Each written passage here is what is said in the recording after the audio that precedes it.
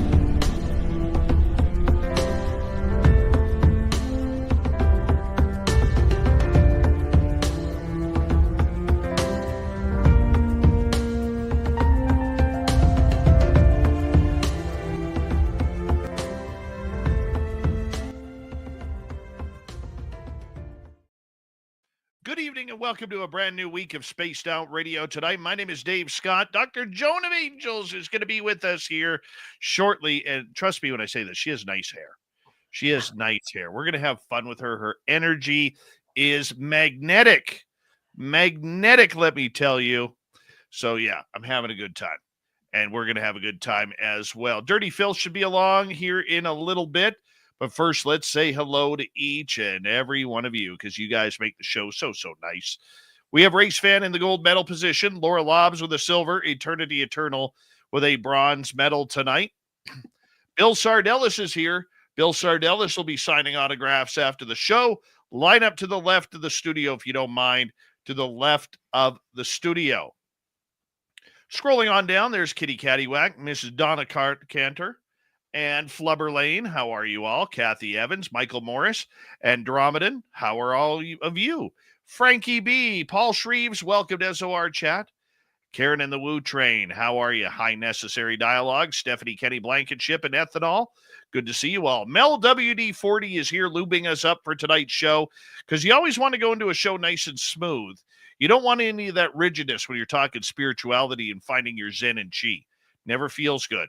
Robert Lamoth, Lee the B, and Adam B. How you doing? Bar Madison, Road Flare.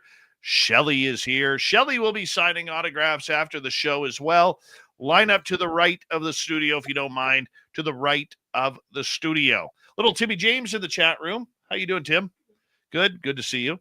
T-Bone, my man. How you doing? And just another guy named Harry. Thanks for coming on in. Fast Hemi, good to see you. As we scroll on down in our roll call, and next we say hello to Paramarv. Thank you for joining us. And who's next on our list here? Ooh, scrolling on down. Tim Mothman and his goatee are here. Two separate entities. We'll see him in Vegas. Remember, if you join us in Vegas, you get one free tug on Tim Mothman's goatee. One free tug. Search and Destroy, how you doing? And who's next on our list here? Cowboys 5 Rings, how you doing? Good to see you. And J Truth Seeker, Corey, Lisa Smith, thank you all for coming on in. The lovely and talented Laura Elizabeth, how are you? Nice to see you. Phineas over on X, thank you for joining us. Hi, Pam Harris. And Ozzy, good to see you all. Hippie Deidre, thanks for joining us. Number 74 in your program tonight, starting on defense from Stockholm, Sweden, Lars Jansson. There he is. Bob Gray, good to see you. And Doug Shelby is here. Birthday boy this past weekend. The birthday boy, Doug Shelby, has arrived, which means we can officially start this show. Christine Lynn, thank you for joining us. Matthew Gutka, nice to see you. Scanman, Cielo, Digger Dog, good to have you all here. Moon Freedom, it's been a while. Nice to have you back. Let's get the radio side going. Hello and welcome to the radio and podcast side of Spaced Out Radio tonight. My name is Dave Scott. We love being here for you each and every night as we have Dr. Joan of Angels coming on in to talk about all things Zen and Chi. We are in roll call on our YouTube side right now. Leecham, how you doing? Good to see you. And Marty Burback, nice to have you here. Felipe, thank you for joining us. And we are running out of time. Jessica S. Parasolo, nice to have you both here. Dragonfly, good to see you. And Pam Harris, thank you for kicking off the super chat tonight. It's a wonderful way to support what we do on this show on a nightly basis. Throw those horns up. Let's rock.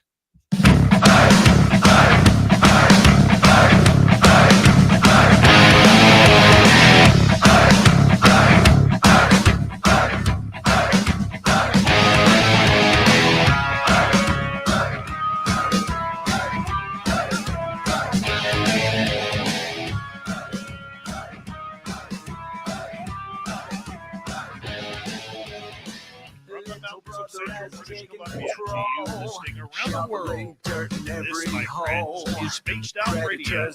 I am your host, Dave Scott, sitting in the captain's chair at SOR headquarters. We welcome you to tonight's show on our terrestrial affiliates around America, digitally on every major podcast network. Our website is spacedoutradio.com. We have a broadcast public news wire. Check out our stream as well.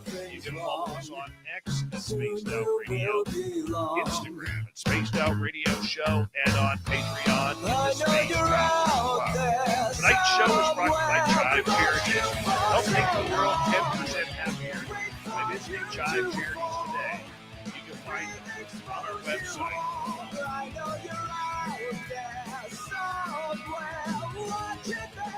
We have an amazing show of Woo tonight. Dr. Joan of Angels is going to break down our Zen, our Chi, and everything spiritual around us. Why is it important? We're going to find out tonight with Dr. Joan. Then in hour number 3, Swamp Dweller will be here with another creepy story.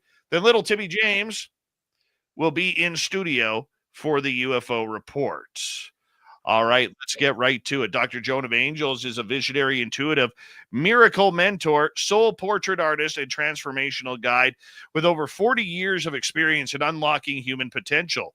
As a channel for higher wisdom, she helps individuals awaken their divine gifts, step back into their soul's purpose, and navigate the unseen realms with clarity and empowerment.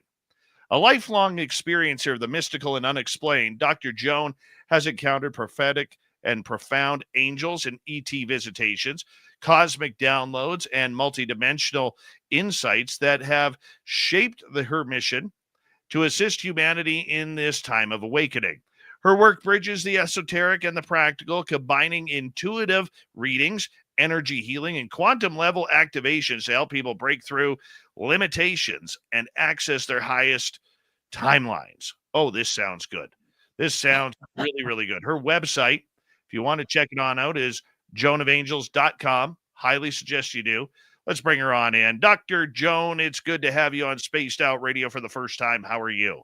Oh my God, I love your energy, Dave. You are like magnetic. Are you kidding? You're electric. I'm happy to be here tonight, everyone. We're glad to have you here as well. And, that's why I got a face for radio. It gives me more, energy and intuition and, blustery babbling that I'm pretty good at, Dave, on the subject of intuition, and you talked about your hair. Hair is one of the tools we have for intuition. Hair connects you to the other realms.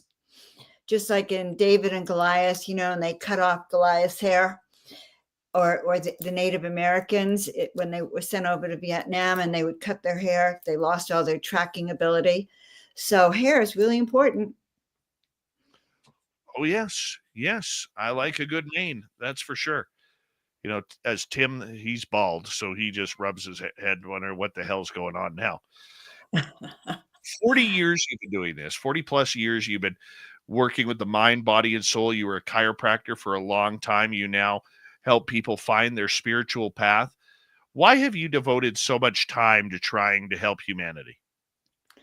I was born this way, Dave. I'm just going to tell you that. When I was born and when I was a little girl, I always felt I had come in to just do something special, that I was here to help in some way, shape, or form. And I always felt that. And of course, I didn't feel like I belonged on the planet, but I was kind of here to help.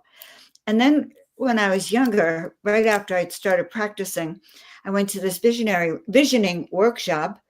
And in that vision, I found myself, and the whole purpose of the visioning workshop was to see your vision for who you are.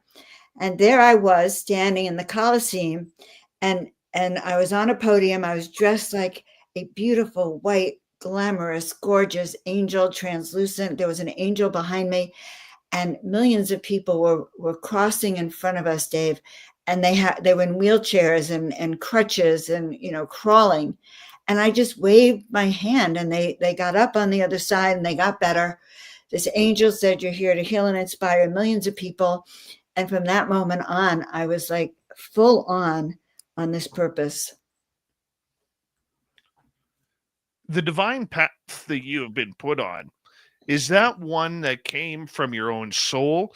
Was it God given, or was this just something that you woke up as a kid one day and said, I want to help people? I think I actually think I was given this in the end, Dave. In 2013, I was going through a very rough time in my life.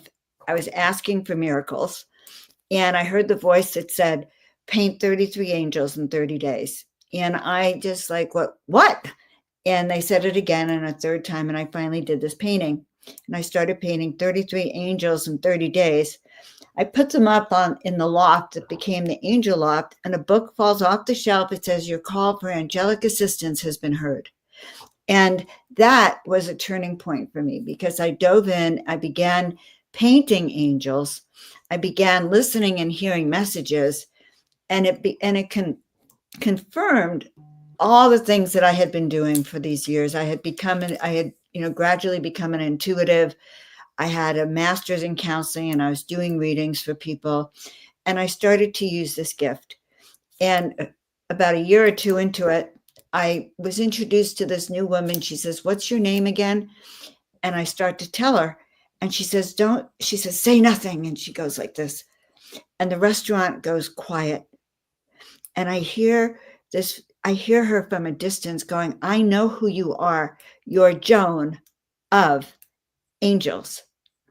So I was given that name, Dave. And that makes a difference.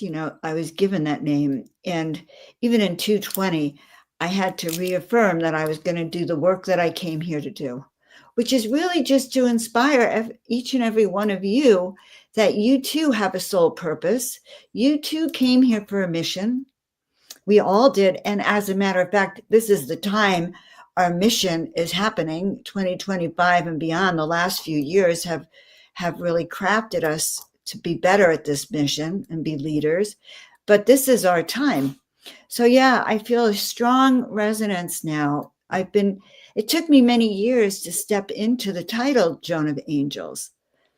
I was born for it, but I wasn't necessarily trained for it, nor did I really know what I was doing. It took me quite a while to even be able to say, "I'm Joan of Angels,"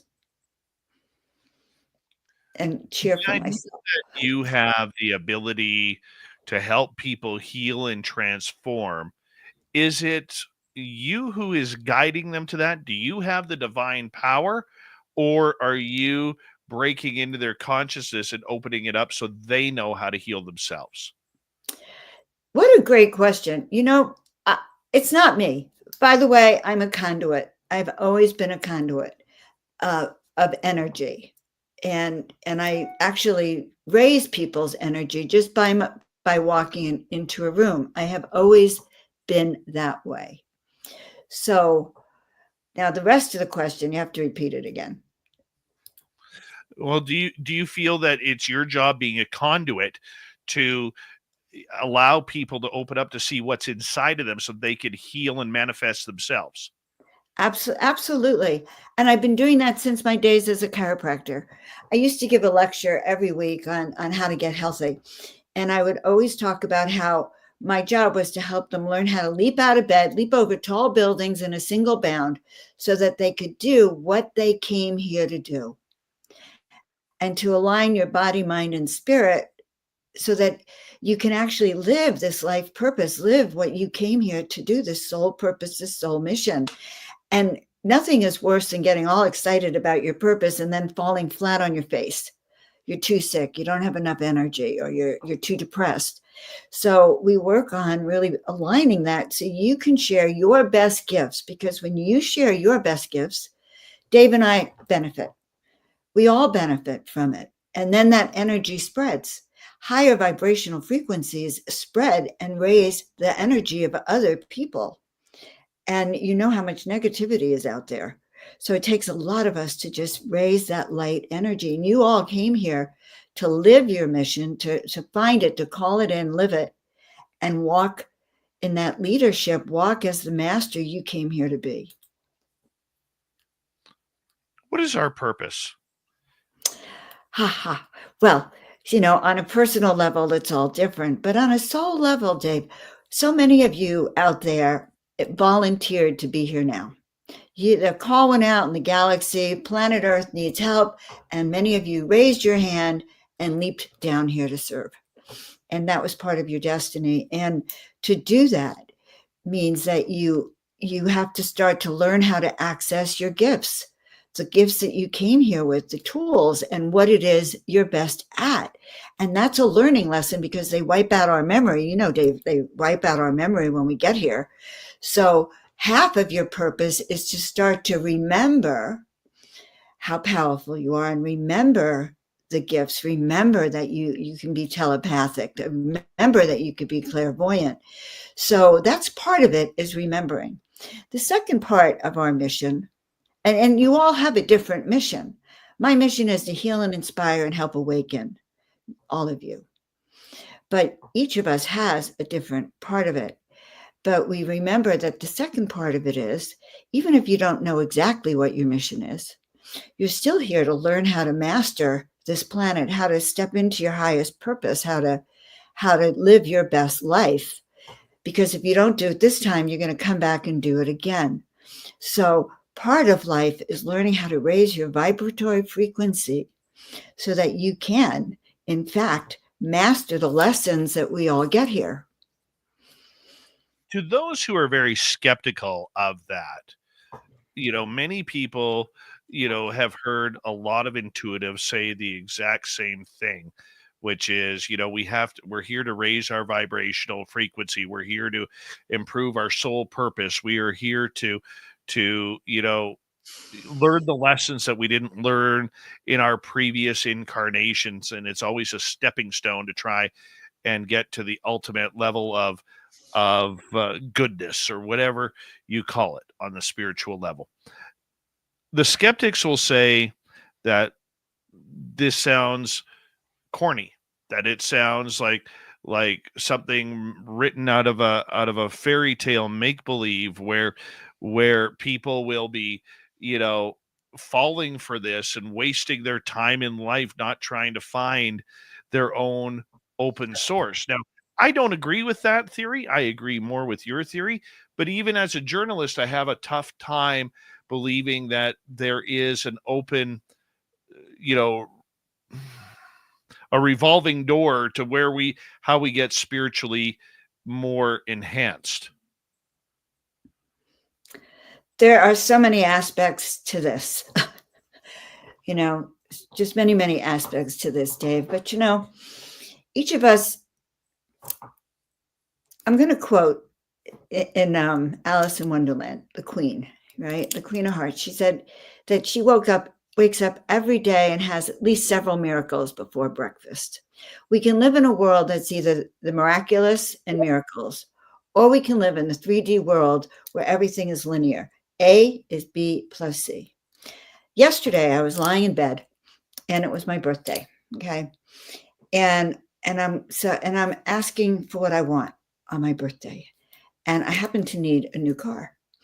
And I don't have the funds for it right now.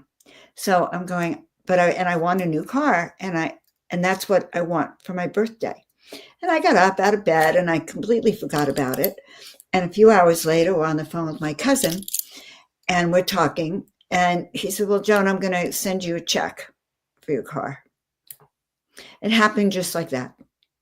So things happen, Dave. The more we raise our vibratory, you don't even have to believe it, but if you work on raising your energy, you'll find that what you think about starts to manifest. It's in our experience of it. I don't care if you believe or not, but what it is opening yourself up to the experience. It's like all those years as a chiropractor, and people were skeptical of chiropractic. Chiropractic is an experience. When I began practicing, honestly, there wasn't a lot of research on it. It was really experiential.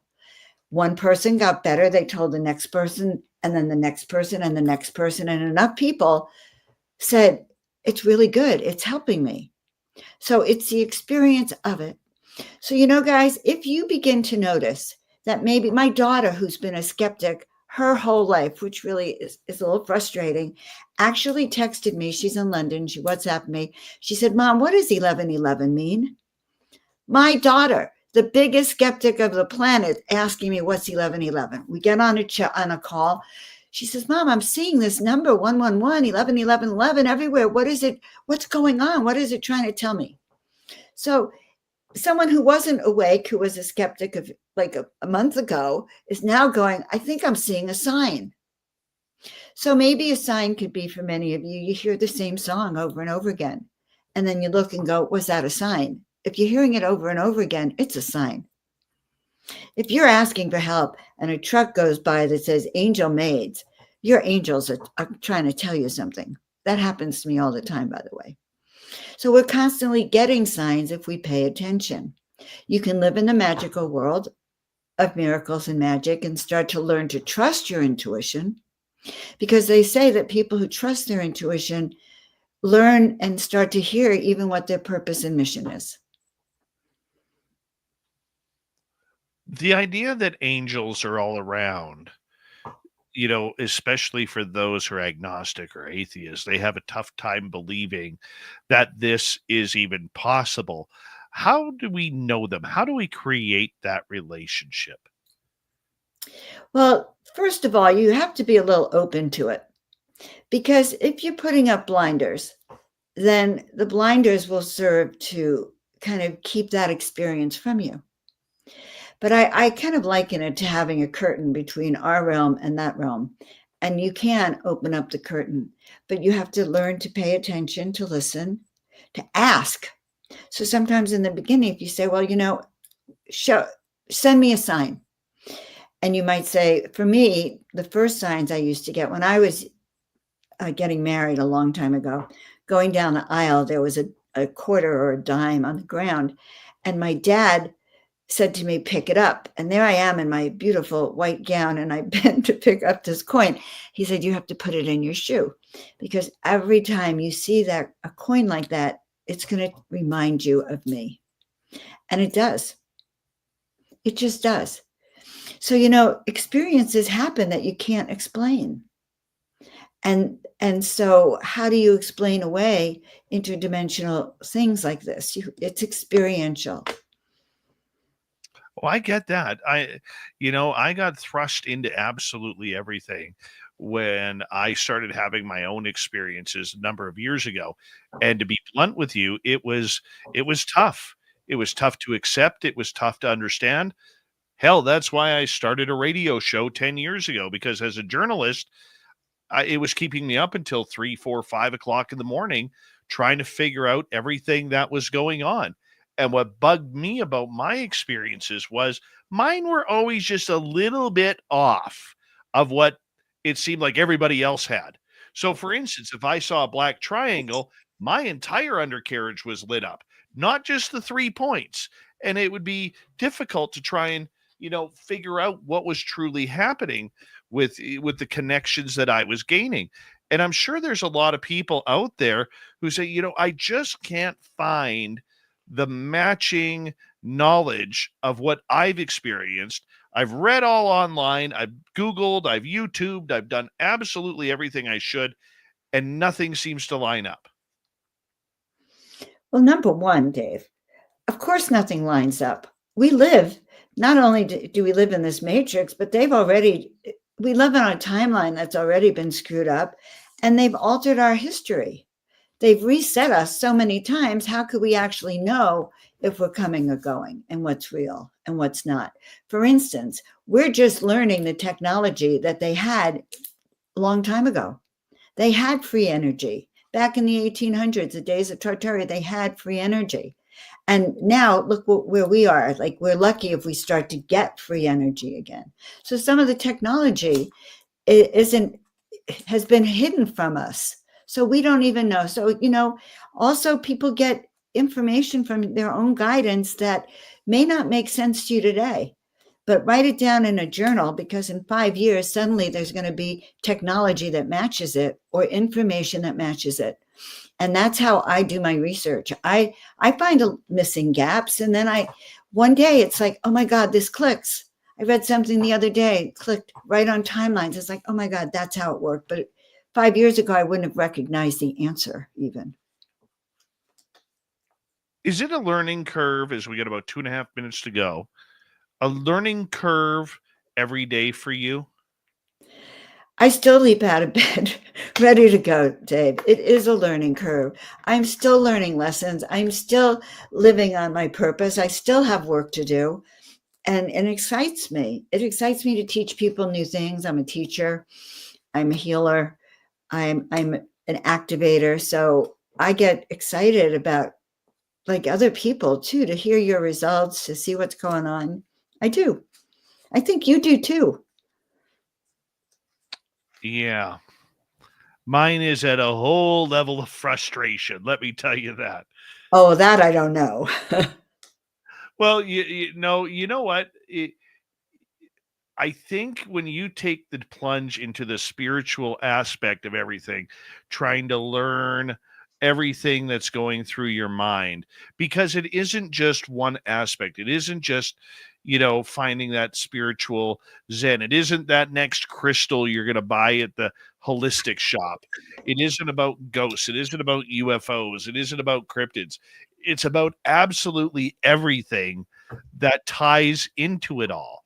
And that's what I and many people call the phenomenon. And the phenomena, to me, is the biggest trickster of them all, because it can make you happy, it could make you sad, it could make you angry, and it could make you elated, and it could make you depressed, it can make you full of joy. It seems to be able to knock every piece of emotion in your body and in your own personal humanity, and it's uncomfortable. It's uncomfortable to try and figure out what's the path. What am I supposed to be doing? It wasn't meant to be easy, but it's a matter of remembering, opening yourself up, like reflecting on your best gifts. It has something to do with who you are at an essence, and the gifts that you really do have. And so kindness, like noticing you're clairaudient, you hear things, or people that know things, you just know because you know. Or people might always tell you, my God, you listen, I feel really comforted by being with you. Those are skills. Start by looking at all the skills that you have and put them together. And, I do a lot of coaching on it. By the way, I have a free book on the website all about living your soul purpose, your soul mission. But, start asking yourself, and then paying attention to. Hold that thought, Dr. Joan. We're going to come back with Dr. Joan of Angels on Spaced Out Radio. We're going to learn more about connecting with our other selves, channeling, and so much more as this show continues. You're going to love it.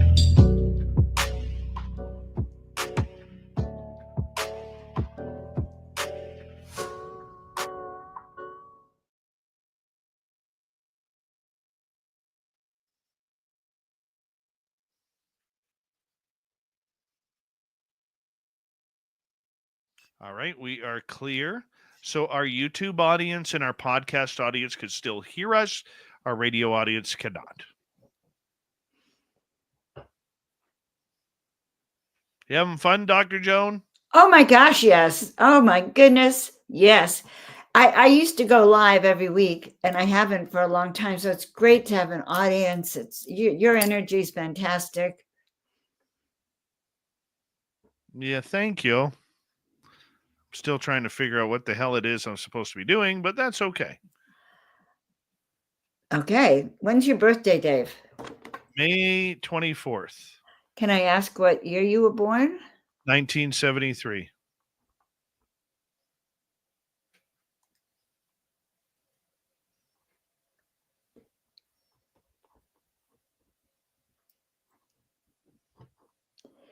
So, well, I can't exactly say what it is, but you're here to create foundations, solid foundations, financially, spiritually, your business, your radio show, structures, putting things together, building them. It's one of the things you do.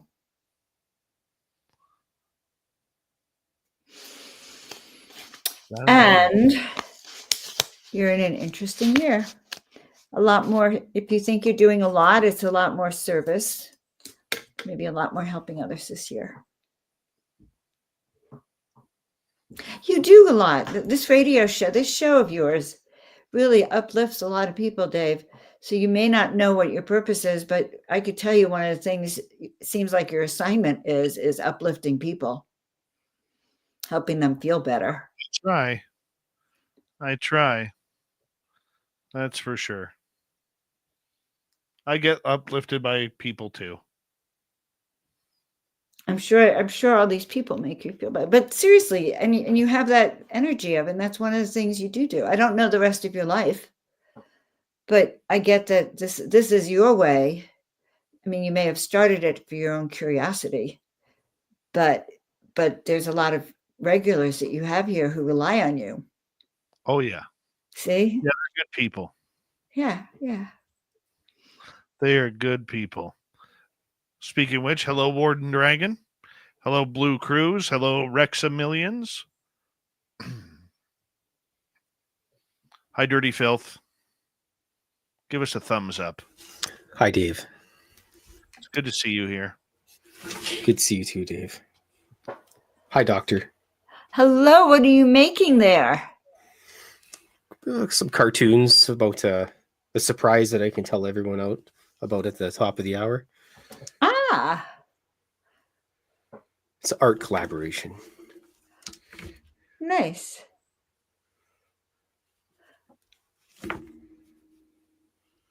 It looks like a blob now, but I promise you it'll look nice afterwards. I am sure you know what you're doing because you're doing it live on YouTube. I still get sweaty every time I do it. Really? Okay, I do too. I do these soul portraits for people and I get sweaty. It's like, what if I got it wrong?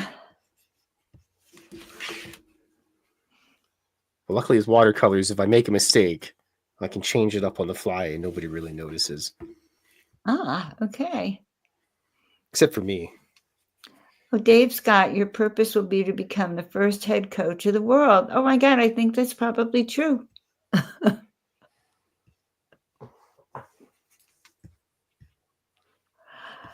All right. We've got about a minute here to go.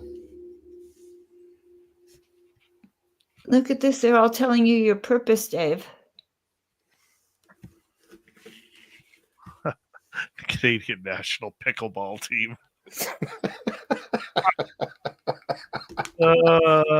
You can be our hero, Davey. This is great. Thank you. I snorted. I'm sorry. Oh, that's terrible. That's terrible.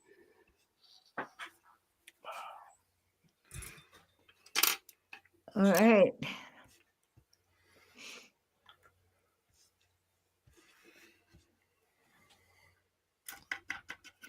Hi, Major Lee. Thank you tonight to Pam and Shelley for the great super chats. We really appreciate your love and support of SOR. And don't forget, you can shop at our Spaced Out Radio store. Why? We do not have ugly swag, people. No ugly swag. You can wear our stuff out in public and be happy about it. Donna Willick, welcome to SOR Chat. Here we go.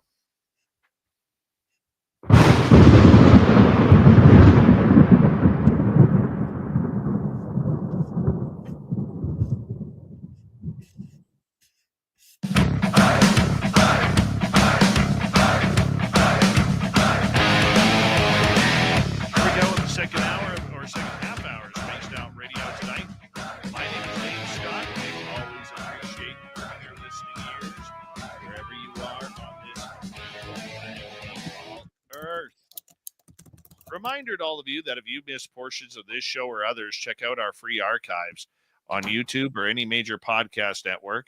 Our website, spacedoutradio.com. We have a plethora of features for you.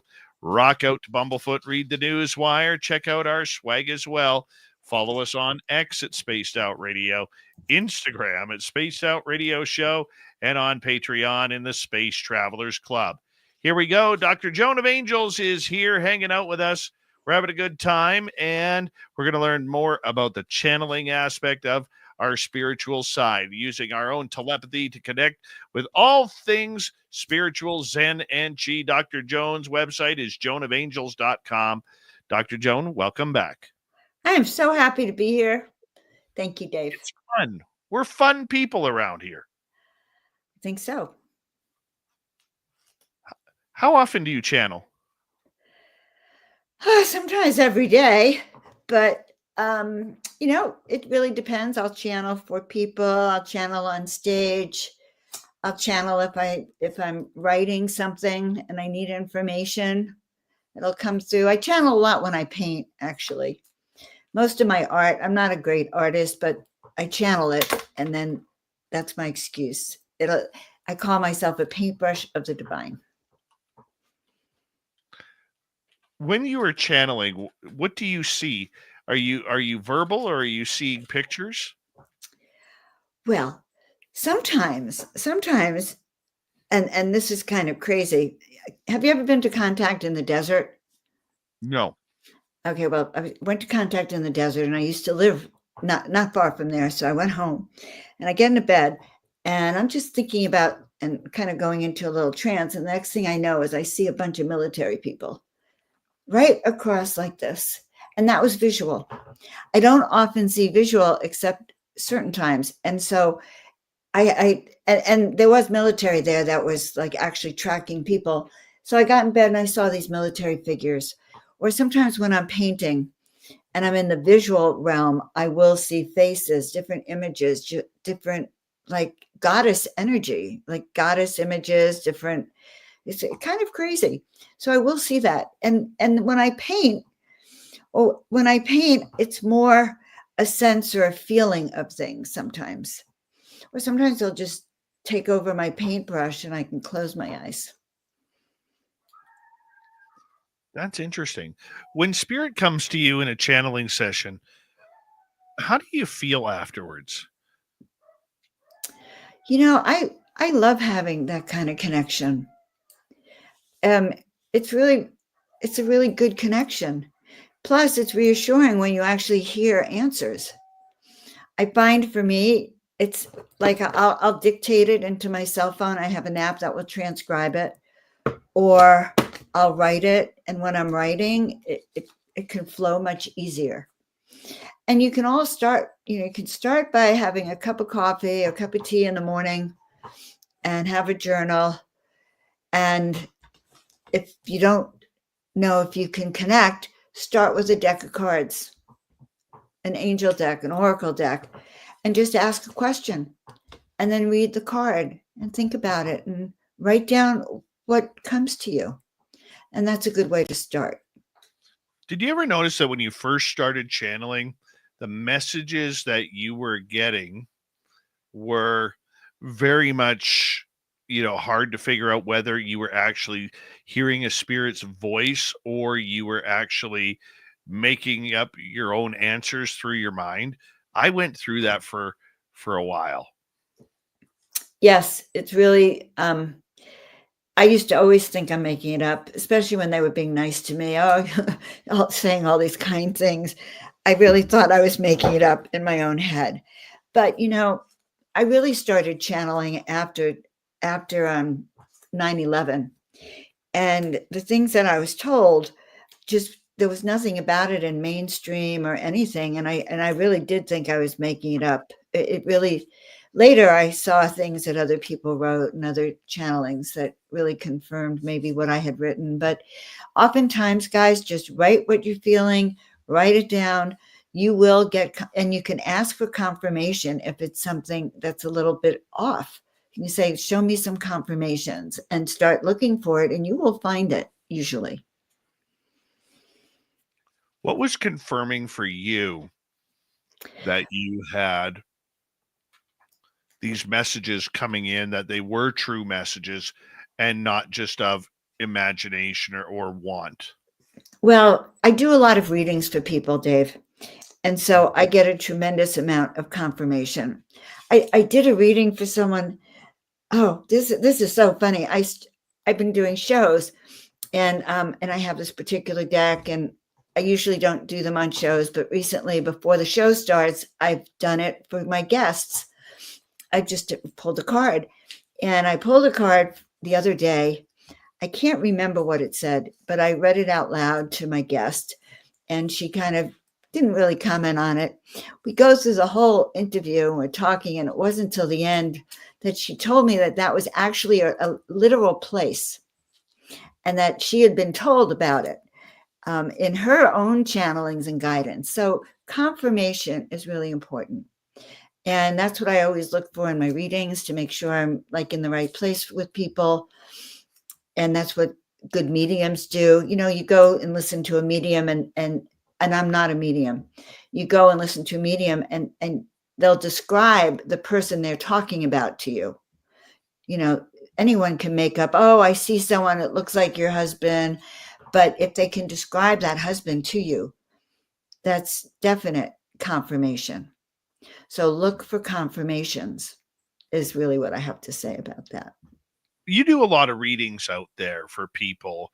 And, when readings really became popular, and with the 1-900 phone numbers back in the 80s and 90s, only $5.99 a minute in order to get that reading.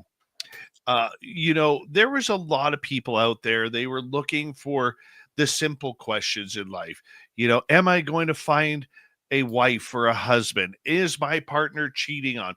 Am I going to get that job? When will I win the lottery? Like, very vague type of questions. Are people still asking those vague questions, or have we become more in depth? Well, based on the number of hotlines, psychic hotlines there are, I would say people are reaching out even more for help. We live in crazy times, and people really do want to have answers to burning, pressing questions, or is this the one, or is this the one?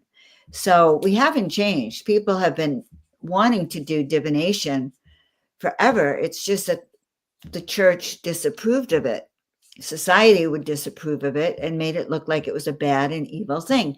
They took out things from our training. We really should have things in our school about intuition and psychic training and meditation and awareness, mindfulness, because that would actually change our whole way of relating, and would open up this whole realm of infinite possibilities for us, rather than having it shut off. Do you think people in today's society, where there's political upheaval all around the world, there's all these threats of World War III, the economy isn't doing very well in most countries?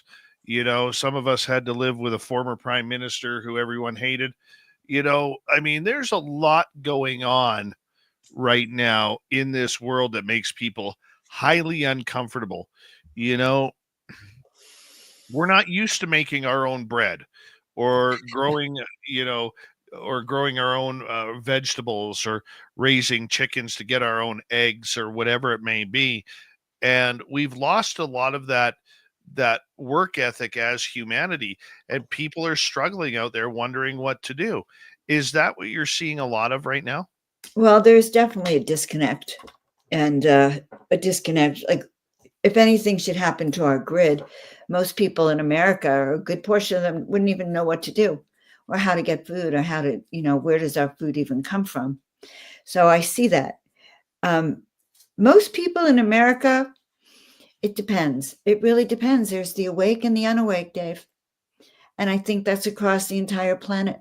It's those people who are aware of what's going on, who are aware that there's maybe a hidden hand that's overseeing the planet, that's been in charge.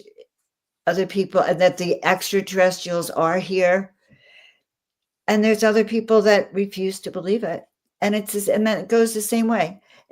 We saw it come out in the pandemic, which side are you on, vaxxed or non-vax? We see it go out in the politics. Are you on the right or the left? Because people like to have it that way. It gives them a divide, but more and more people are seeking answers. And when I say that we were born, these are the times for which you and I are here for. Most of us came down here who are listening to this came down here as volunteers. There was something going down here. You were curious. You wanted to help in some way, fashion, or form. And as you wake up to it, you will start to feel it. You have a purpose to be here now. Otherwise, it's a tough time here on the planet right now. And it's an exciting time because we're also in the middle of a lot of chaos. It's a 9-year, and 9 years are all about letting go of everything that doesn't serve people, places, and things. Chaos. Look here in the US, all of the people being let go, all the changes that Trump made the day he came into office. People are being let go. Everything is changing. And we see it all around the planet. Don't you think so, Dave? We're seeing it everywhere right now. We're seeing it absolutely everywhere. And it's tough. I feel for people, and I think people are searching for any sort of escape. Like for our show here, like in our chat rooms that we have, I know our radio audience can't see them, but for our chat rooms here, we for a number of years banned political talk unless it's about UFOs. There is no political talk. Right. Because the vitriol that comes out of people, and they don't mean to, but everybody's so hypersensitive about politics and everything around that. You can see the pain in their words. Whether you support that side or not, there's pain in their words and defensiveness and everything. It's very divisive right now, and that cannot be healthy for the human soul. It's not, because it's brother against sisters, and it's friends losing friends. And the truth is that, so the way I really look at it when I get down to it is really there's a dark force and a light force here on the planet. And it serves the dark forces. It serves them if we're all divided, if we can't get along, if we can't agree, if we've lost that ability to have compassion for each other. And events are, when they heat up, really keep us divided. And thus it lowers the whole planetary frequency. By the way, it lowers your personal vibration if you're all flared up about the politics, if you hate your neighbor. That energy is unhealthy for you. It's unhealthy for all of us because it spreads, it creates a darkness. And so that's why many of us, it's really up to us to just start to raise our vibration, do everything we can to step into the more positive energies. How do we get the positive energy? Where is it? Where's it hiding these days? Yeah, well, you have to make it.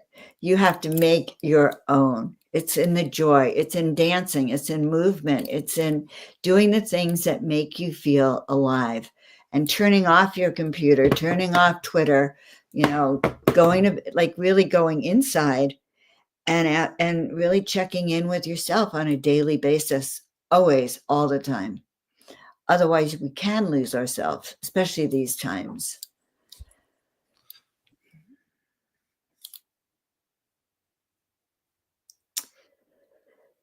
Yeah. I can't hear you, Dave. What are the dangers of being spiritual or getting into spirituality? The reason why I say this is because I have one story of one of my former listeners, okay, and I don't think she comes around because I've caught on to her game. But one of my former listeners came in, and she was all about, this going back about 8 years ago. She'd come into our chat room and she would ask all of these, questions. I'd say things like, I wish I was psychic. I wish I could tap into my intuition. 6 months later, remember when Facebook Live started up. Next thing you know, she's doing Facebook Lives, giving people readings, and I'm like, you're not even psychic. You know, what are you doing? You know, and there's danger in this because I understand the want to be able to tap into your intuition and be able to read people and do that. It takes a lot of practice. I get that. I appreciate that. But there is a lot of people hurting out there who will reach out to you know 3, 4, 5, 6, 7 different psychics a day to try and get answers. I mean, is there a danger side for people here? Well, when you're reaching out to 6 or 7 psychics a day wanting answers, it is dangerous for you because each of those psychics is going to have a little bit different perspective. And if you're going to wait for that, and they're all going to see you in a different light. So they may not even agree with each other. So you could be a basket case by the time you're done. You need to check in and see if the information resonates with you. Do you get chills? Does it like go, oh my God, she's right? That is a confirmation for yourself. You have to be very careful and use discretion. Do you actually feel safe being with that person and listening to what they have to say? Dave, you're not going to stop people from wanting to get readings and wanting to get answers from outside of themselves until humanity learns to go within to listen as a practice. We can't guarantee that the psychics are going to be great. So what I'm going to tell you, some people do get hurt. Yeah, some people have been told, the first psychic experience I went to, the woman, oh my God, she asked me for $500, and I really almost gave it to her. She said, give me $500. She said, my family and I, they were gypsies, we'll pray over it. And just go to the bank and get the cash, $100 bills, bring it back. And then you're going to find that this is how you're going to get prosperous. You give us this money, we're going to hold it for you. We're going to pray over it. And you're going to make a fortune over this. We're going to grow that money for you. So guys, I did fall for it, just so you know, because I wanted to believe it, just like many of you do. Well, my $500 became zero. And honestly, it's about discretion. I knew better.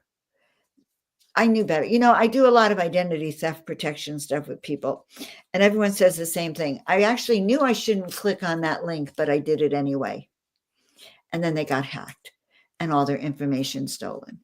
So learning how to use what I call precognition or discernment and test the waters. Is this accurate? Can I even stand to be in this psychic's presence? And the thing about, your listener who kept saying she wasn't psychic, she was, I used to tell people I wasn't psychic too, because I didn't think that I could ever sit and do readings until I did. And some people just become or open up to that gift and do have an innate ability. I don't know if she did or not, but psychic can be trained, but it's also innate ability. Yeah, I get that, and I can appreciate that. I don't want to sound insultive to her, but it was just there's a lot of frauds out there Yeah. who are taking advantage of people. And I think that's the big thing for me is like I believe in psychic people. I believe in intuitives. I've met some incredibly psychic people who have done very, very strong readings on me. And to the point that it's absolutely blown my mind. But I also know that there are people who are taking advantage of people out there. Now, do I know them personally? I hope I don't. But you see the stories that pop up every so often where a psychic person swindled $50,000 out of a family's trust fund or whatever it may be. It happens. It happens all the time. Billions of people, several billion people across the globe have now been hacked or spammed or their bank account emptied out. My daughter, clicked the link about the post office, the message where they say you owe another 50 cents or something.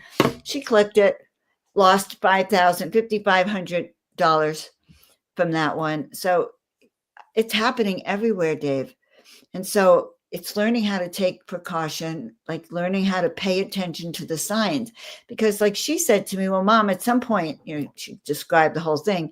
She really didn't feel like she should be doing this. It's like getting into a bad relationship. Honestly, when I analyzed a very bad relationship that I was in, I realized I knew from the very beginning, but I ignored the signs. So most of us have a sense of things in the very beginning. If we're being conned, if someone's taking advantage of us, we don't want to hear it. That's what I think. We have about 3 minutes to go here before we go to break at the top of the hour. Dr. Joan of Angels is our guest tonight. What's your favorite part about being intuitive? Well, I swear it's my favorite thing to do. I love doing readings for people. I like going into this other dimensional space. I like talking about it. I like picking up answers that people don't even like. People look at me and go, well, how did you know that? And I get the clue of what they need next. So I love that. I just love that. And the other thing I love about it is when I do my soul portraits for people and I just pick up on them. And I see these soul aspects like past lives, future lives, present lives, all these different aspects. And they'll look at me and they'll go, oh my God, I completely forgot that when I wanted to be a dancer. Like I have this flamenco dancer picture of, and it's like they totally forgot they did that in their teens or their 20s. And so I really like that part of using my intuition where I really get feedback back from people as well. But it helps me. It helps me know what I'm about to do. Do you have a favorite that you could tell us in about a minute and a half? A favorite thing about my intuition? Yeah. Well, oh yeah, okay. I promised myself I use a dowsing pendulum sometimes. In fact, I have one here. So sometimes I'll do dowsing. I promised myself I was going to listen to my pendulum. Okay, I was just like prove my accuracy. I'm going to listen to my pendulum. And it's 4:30 in the morning. It's a rainy day, spring break for the kids. I have a house full of kids. I wake up at 4:30 in the morning because I have a big car. I'm taking a whole bunch of kids to Disneyland, 8 hours away. And I take out my pendulum and I say, okay, is this a go for today? Should I go? And it said no. I can't even tell you how I flipped out, Dave. I asked it 100 times. So I went back to bed for an hour. And I did it again. It kept saying no. So now I'm asking questions. Is it the rain? Is it this? Is it that? I kept hearing no. And I had made that promise to myself the day before. So I couldn't go back on it. So I honored it. My kids wake up at 7. They're screaming at me. Why aren't we going? I said, I had to tell my kids who don't believe me. My pendulum says no. 2:00 comes, still raining. I go outside, really wondering if I'm crazy, right? Because I'm listening to this. And I look out and my retaining walls, because I lived on a hillside, my retaining walls are like this. They were like that, but now they're like this. So now that they're falling over. Hold that thought. We're going to continue this great conversation. Intuition. How do we know? Can we channel? Where do we find our guides? Are they always around? Dr. Joan of Angels is here. JoanOfAngels.com is your website. We'll be right back.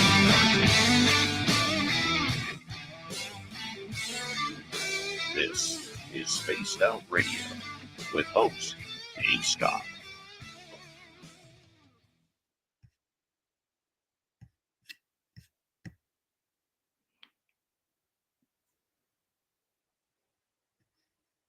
All right, Dirty Filth. We're going to turn it over to you. We got about a 5.5 minute break here, Dr. Joan. Okay. Okay, there we are. Let me grab my cover here. It's not actually cats. It's not actually quite finished yet, but here's the working advertisement. Oops. My camera's crooked. It's not the table. Anyways, a friend of mine, Fox Vegas, She creates zombunnies. They're hideous, deplorable, adorable little zombunnies. She stitches them together. We decided that she's going to stitch up a whole bunch of gray aliens, one for Carl, one for Alan, and one for Stanton.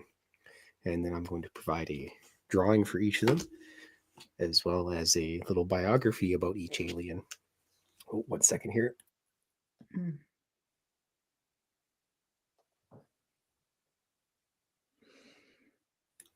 Sorry, I didn't want to cough into the microphone. So that's the current project we're working on. It's going to be three stuffed animal aliens or stuffed aliens. I don't know how. We'll have to figure out the way that we want to go about describing them. Nonetheless, here's Stanton and Carl looking at them. He's like, hey, this one looks like me. This one has a tramp stamp. It'll make more sense once everybody sees the actual final product. I get it. That's just terrible. The cats have mangled my phone or my camera. Yes, all of these zombunnies, and these will be, they're all strictly one ever made, and that's it. There's a link on my X and Facebook pages. Just type in filthy, FYLTHY. I'll have something up on my website soon enough to promote them a little bit more. This was the first kind of drawing that I got together today, so I'm looking forward to it. It's going to be interesting, and if it works out good, we might even be able to do California night crawlers as little stuffed animals, because everybody likes stuffed animals. I don't think they'll be good enough for dogs, in case if anybody's wondering. I'm pretty sure that fabric would be quite difficult to get a hold of, especially when you got like 10 or 11 little chihuahuas and you're just shredding things up. Like, I'd hate to have to like be a poor pizza guy and they open the door and 27 vicious chihuahuas come out and just shred you up like a chainsaw. Holy. Anyway, I got a little bit of detail to draw on here, but anyway, I drew an extra little zombunny there. They may make their way into some of my cartoons as well. We've decided on a collaboration we were thinking about it. We hung out Saturday, made a plan. Hello, boy. Hello, mister. And now we're going to go through with it. It's going to be interesting. Everyone's going to love them. They'll be good for your mom or your sister or your best buddy or something like that. Or if you just want one for yourself. There we go. Actually, I have one handy here. I'll have to put the camera up a bit here for a second. Oh, look at that.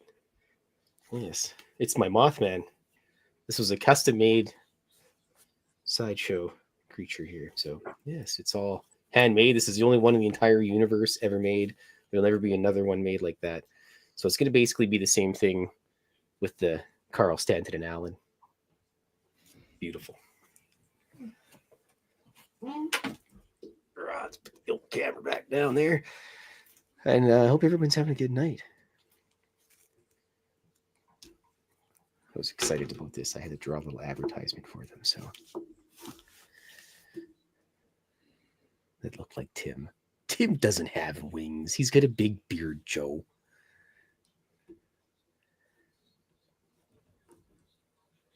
Oh, yes. Thanks, Paramarv.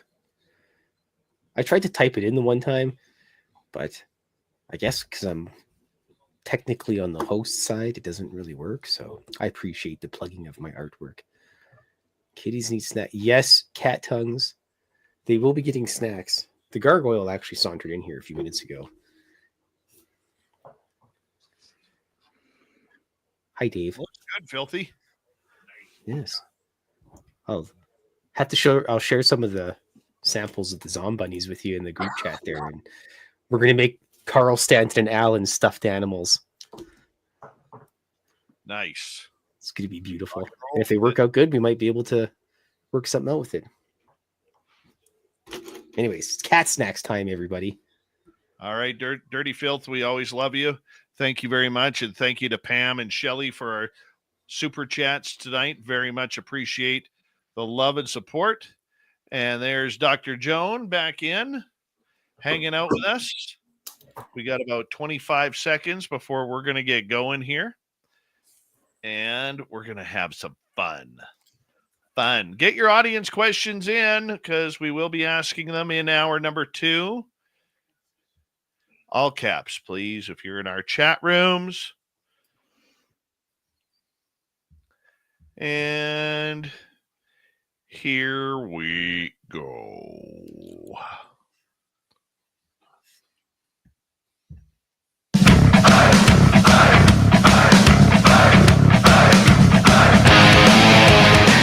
Here we go with hour number 2 of Spaced Out Radio tonight.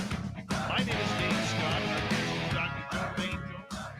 We're talking about our energy. We're going to find it in the next hour. Hello to everyone listening in on our terrestrial affiliates around North America, digitally on every major podcast network. Our website, spacedoutradio.com. We have a plethora of features for you. Rock out to Bumblefoot, read the news wire, check out our swag as well. Follow us on X at Spaced Out Radio, Instagram at Spaced Out Radio Show, and on Patreon in the Space Travelers Club. The Desert Clam has set the password for tonight in the SOR Space Travelers Club. Narratology. Narratology is your password. Use it wisely, Space Travelers, as the Clam sets the password each and every night right here on Spaced Out Radio. Let's go to Dr. Joan of Angels, her website, joanofangels.com. And we're so glad to have you here, Dr. Joan. We appreciate you taking the time for us. Thank you. I want to give a shout out to one of my friends. I am Kiara. We went to Egypt together and Spin Beings. Some of my favorite people are on here. Nice to see you all. I will get to see Kira in about 2.5 weeks at UFO Con in San Francisco. UFOCon2025.com is the website.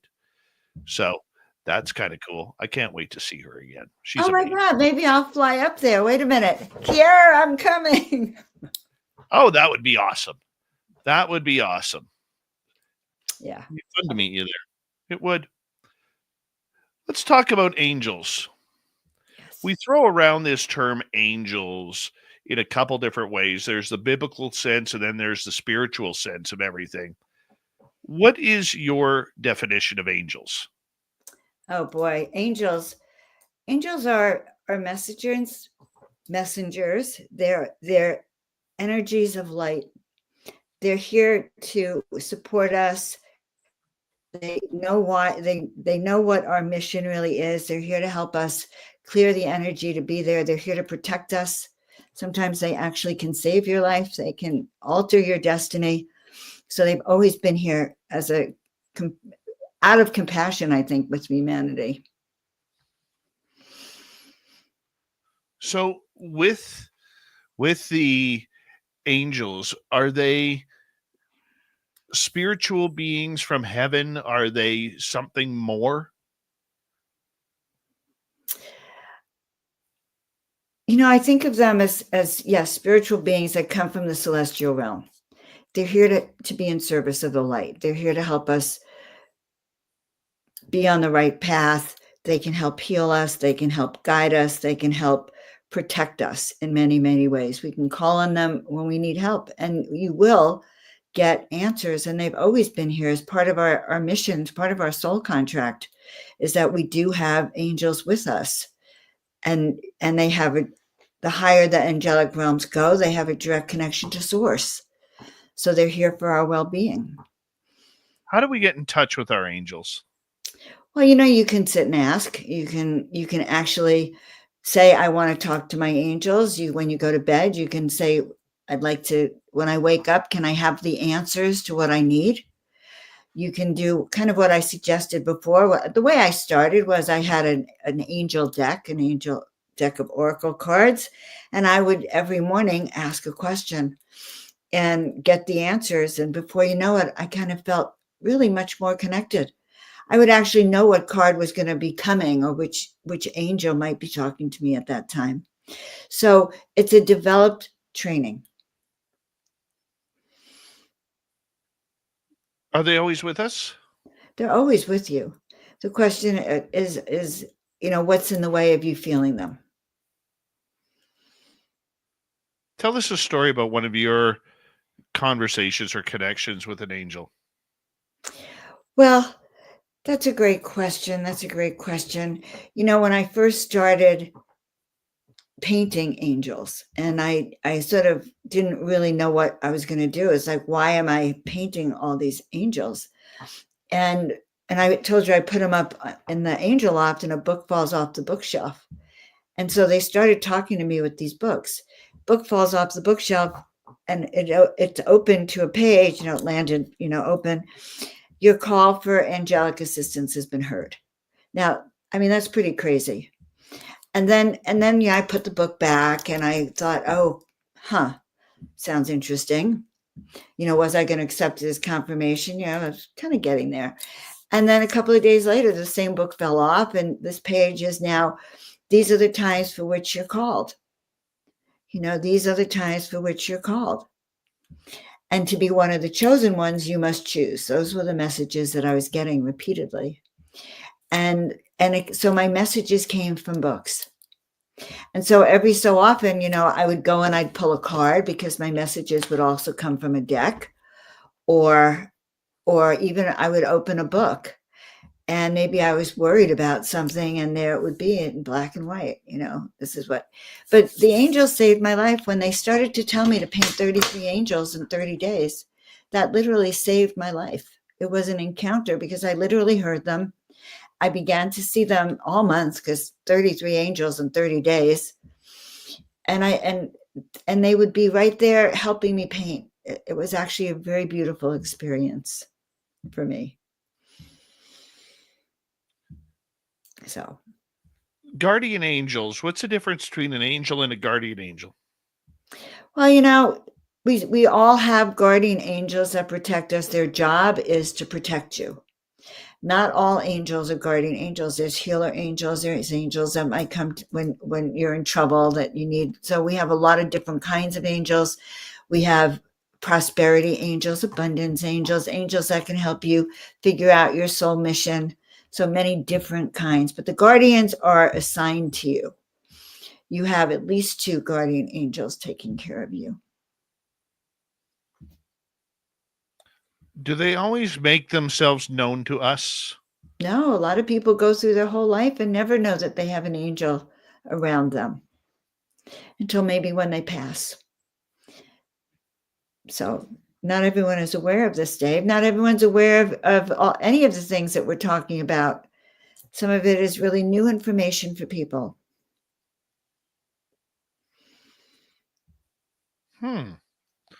So why would the angels stay covered if they're not if they don't show themselves until they pass? Is that because we're not accepting them in? That's an interesting question. Not all extraterrestrials reveal themselves to people. Not all energies reveal themselves to people. I don't know if it's a matter of remaining hidden. I actually don't know how to answer that in a way, because they're there if we call for them. You may not see them, but you will get a sense of them. You may feel a touch. One night I was lying outside under the full moon, and it was at the beach, and I was all by myself, and I felt a touch just like this. And I was asking so like, why aren't I seeing my angels? And I felt something like this, and I freaked because I was supposed to be alone on this deck. And I opened my eyes, and there's a cloud, and it had lips and eyes, and it was like, I don't know, 20 feet above my head. And I could feel that love pouring down. It's like, that was real. That was a real touch.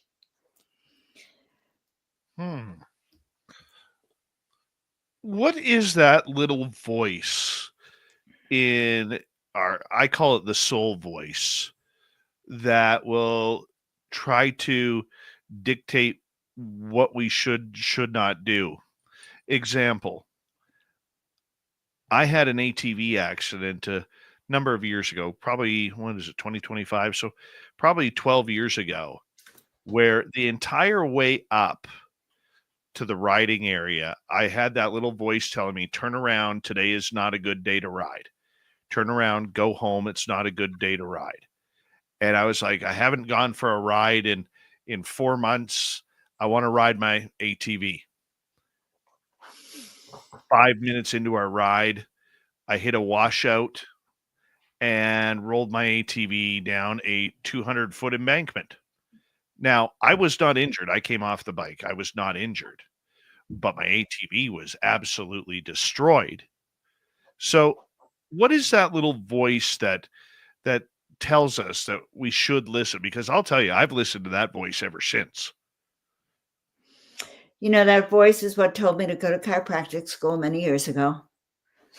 And that voice has saved my life, told me to go the other way or turn left instead of right. And you were taught a big lesson that day. So when I teach people how to listen to their intuition, I have them keep a journal. And in the journal, you write down all the times you listened to your intuition and it saved your life, like the landslide I had. I listened to my intuition. Had I not listened to it and gone to Disneyland, of course, I would have it in the other column of, oh my God, I screwed up. I didn't listen to that voice within, and the hillside came down, and so did my neighbor's house. So we learn lessons that way. But keep a journal, guys, to listen to that voice within, because that's your guides. That could be your angel, that could be your higher self, but that is the voice you listen to. And start listening and looking at what happens when I don't listen to it and what happens when I do. Because Dave got quite a lesson right there. Oh, it was an eye-opener. I can tell you that. It was an eye-opener. And yeah, got lucky on that one. And, but it isn't so much the accident for me. It's more the aspect of that voice. I could still hear that voice saying, today's not a good day to ride. Like, don't ride today. And I don't know who or what that was. I shouldn't say that. I have a feeling I know what it was, that it was, my little spirit guides kicking my butt, trying to give me a warning that I shoot away. Yeah. So that was your lesson. You didn't listen. It was clear as day. Discernment is really important, and it takes something like that to wake you up to the fact that it was real. And that's what I'm going to encourage all of you to do, is just check that voice, because it could save your life. And that's acting on information that comes from someplace else and trusting it. And that's the key to intuition, not only getting a message, but recognizing what it means and then acting on it. It's a 3-step process. So you got trained that day on trusting and learning to act on it. Do we all have that voice? Yes, everyone has the potential to have that voice. Again, it's a matter of listening and not ignoring it. It could be an annoying nag. You're feeling a nagging thing. Don't go there. Don't go there. Don't go there. But maybe your ego says, oh my God, all my friends are there. I got to go there. And so you're listening to your ego's voice, not that other voice. And then you go there and you discover it was a disaster. You should never have gone. But that's how we learn. That is how we learn. We have to really get tested. I could totally see that. Totally see that. Let's get some audience questions here. Let's start off with Shelly, who is asking, do you have any idea why they keep showing themselves, good ones and bad ones? And do you think we should tell people where they are from for them? Can we repeat that? This is okay. To angels and spirit beings. Why they keep showing themselves, good ones, bad ones, and do you think we should tell people when they are there for them? Oh, okay. Well, that's a complicated question. Yes, the good ones show themselves, but the bad energies show themselves too. Remember, I said we have the dark forces and the light forces. We do have beings that are dark entities. Many people have entities, they don't even know it around them. Is it your job to go up to someone you don't know and say you have an entity in your auric field? Probably not. Probably wouldn't be received properly. And even going up and saying, you have an angel around you. Now, if there's someone who's crying or sad, or it seems appropriate, that you want to comfort them, and it sort of is a natural thing, you might want to say, I see your angels around you, but ordinarily maybe you wouldn't. You want to keep some of the things to yourself unless it seems appropriate for the situation. I love it. I love it. Okay, let's go to another question here. Let's go over to T-Bone, who is asking, have you ever heard of the Aura Cam? If so, what's your opinion? Well, I'm guessing the Aura Cam is that machine that photographs people's aura. And if that's what it is, I find them really amazingly accurate. People get readings from all these different colors that are in the auric field. But maybe I don't understand the auric, the question. Your aura has energy fields, and there's certain colors that are in them. And those colors resonate to your chakra energies and to the energies of your soul. And people can read them just like they can read cards. They can read your aura. Okay. Do you think then that these cameras that can take pictures of auras, you said they're very accurate. What do people see when they see an aura?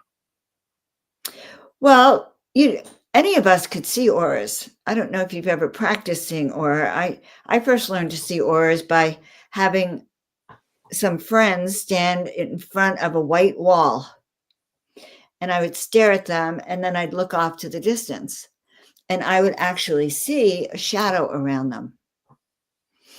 And the aura camera picks up the shadows, and it picks it up in color. And color represents different levels of consciousness. So, Okay. So with the different colors, what do they mean? well, that is a great question. Green is all about healing. Red is the passions, anger. Your liver is red. Sometimes when I read people, I might see red in their body, their liver, anger. Kidneys is deep sorrow. It could be blue. Could be, if you're running high vibration, your aura might be a pink or maybe a purple, like a very soft, high frequency color. If you're angry, it might be red, orange. Mine's purple. Yours is purple. Well, yes, you're surrounded in purple. Actually, if I do that, I could see purple in your aura right now too. But I'm teasing you because you have that color around you. Apparently, I'm purple. I am purple. Well, that's one of the highest spiritual colors. It's a high vibration frequency color. I'm a good purple kid. I love it. Yes, you're a good purple. So I think this is cute. I think my guardian angel drinks. Okay. All right.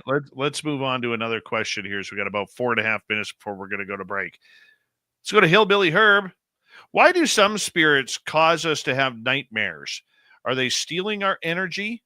My wife woke me from a nightmare last night because she saw a flash and heard footsteps of a spirit, causing my dream.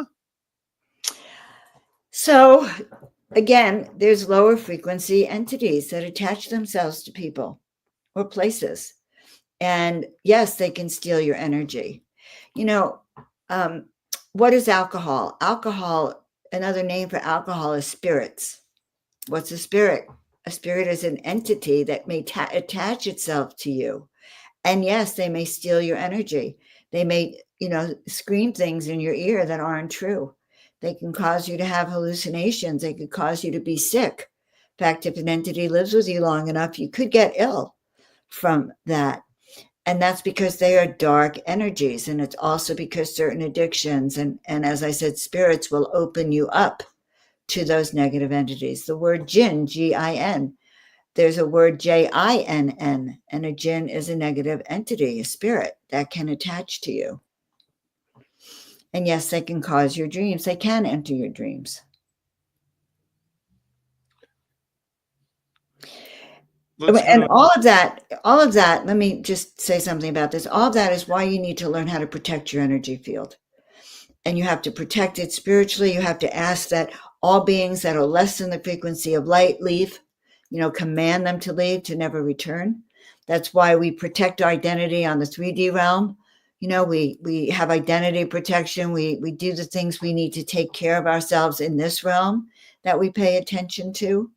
We handle our banking, our finances, our food, our health here, because otherwise we lose that energy. Our resources are ourselves and our energy and our spirit. So protect your spiritual energy, also protect your frequency so that you don't have entities lowering your energy, because they can cause a lot of harm and you may not even know they're there. You may just be encountering a series of negative events. So protection is really important. How do we know if we have an attachment? Well, sometimes people may see it. Not that they're going to come up and tell you, but your things may not feel right for you. You might feel like you're being drained. And that's another feeling of you might feel lost and confused, and it may not feel like your normal self.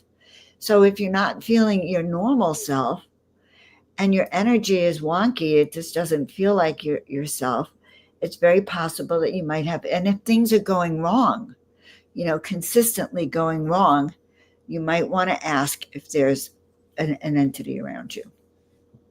And you can get that cleared. People do clear entities. I have cleared some.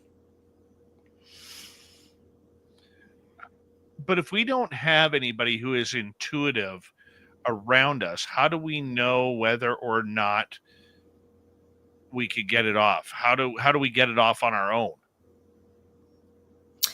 Well, you would, even if you're not intuitive, you're not feeling right. You know that there's something wrong. When you start to wake up and you are not being your normal self, and it finally hits you that you're a little depressed, that things aren't going your way, that you've had a string of negative things just happen to you that just don't make sense because that's not your normal way of being, then you need to seek out help. And I really trust our own higher power, our own higher self, that helps us find the right people. So go online and say, I'm feeling weird, I need help. And start to search until you find the kind of person that you go, oh, that's what I need. This is the kind of service I'm going to need. I'm going to get you to hold on right there. We're going to go to break here at the bottom of the hour. Dr. Joan, we have her till the top right after this.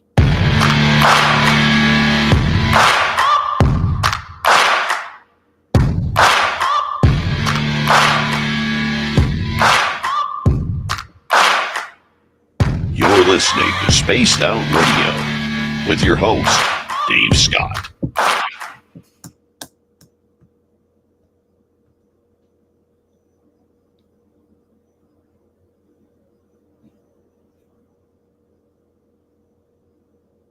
All right, we are clear. So much fun tonight. It is fun. You've been doing this a while. Oh, I've done it once or twice. All right.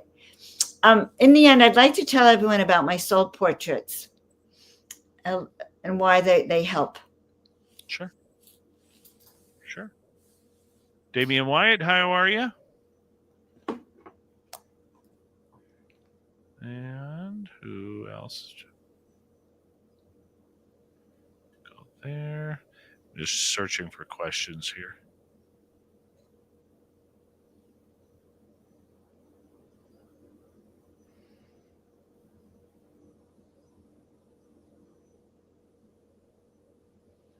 We are caught up. Got them all. Yes. Got them all. I'm that guy. I'm that guy.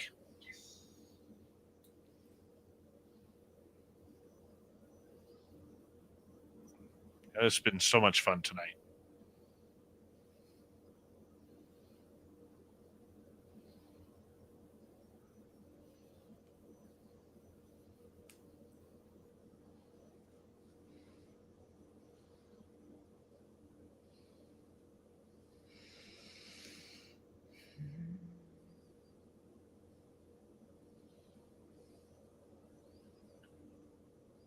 Did Mothman give us an update on the goatee? Make sure it's ready for Vegas, May 1st to 5th.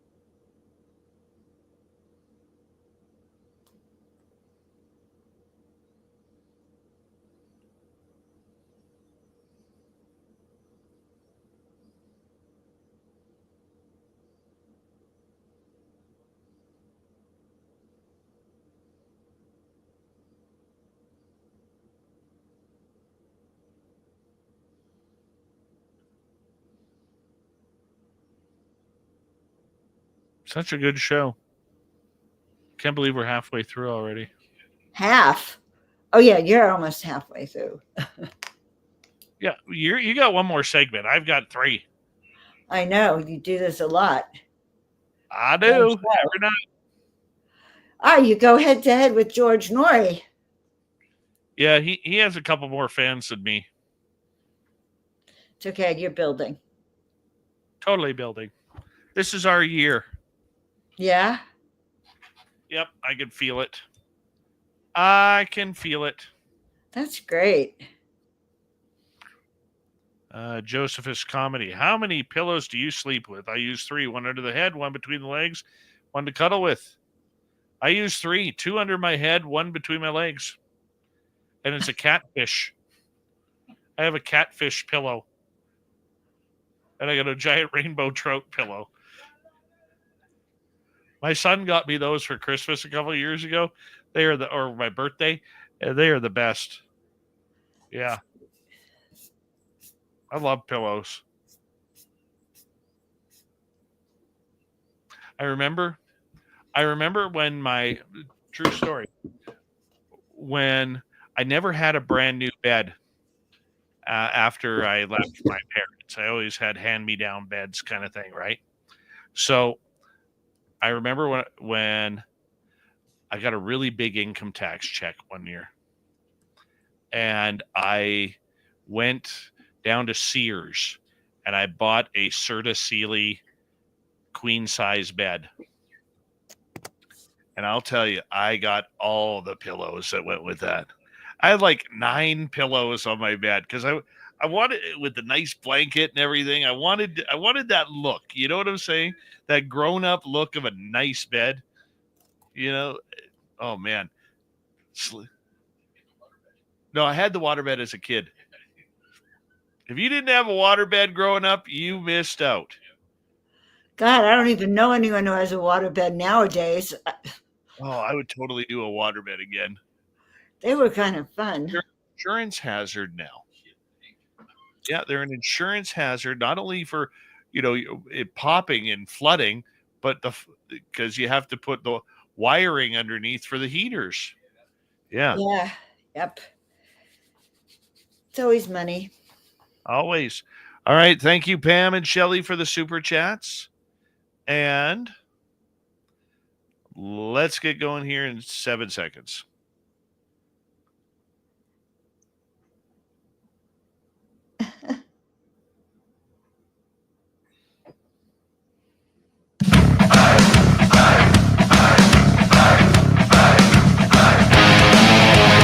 All right, we're into the second half of Spaced Out Radio. My name is Dave Scott.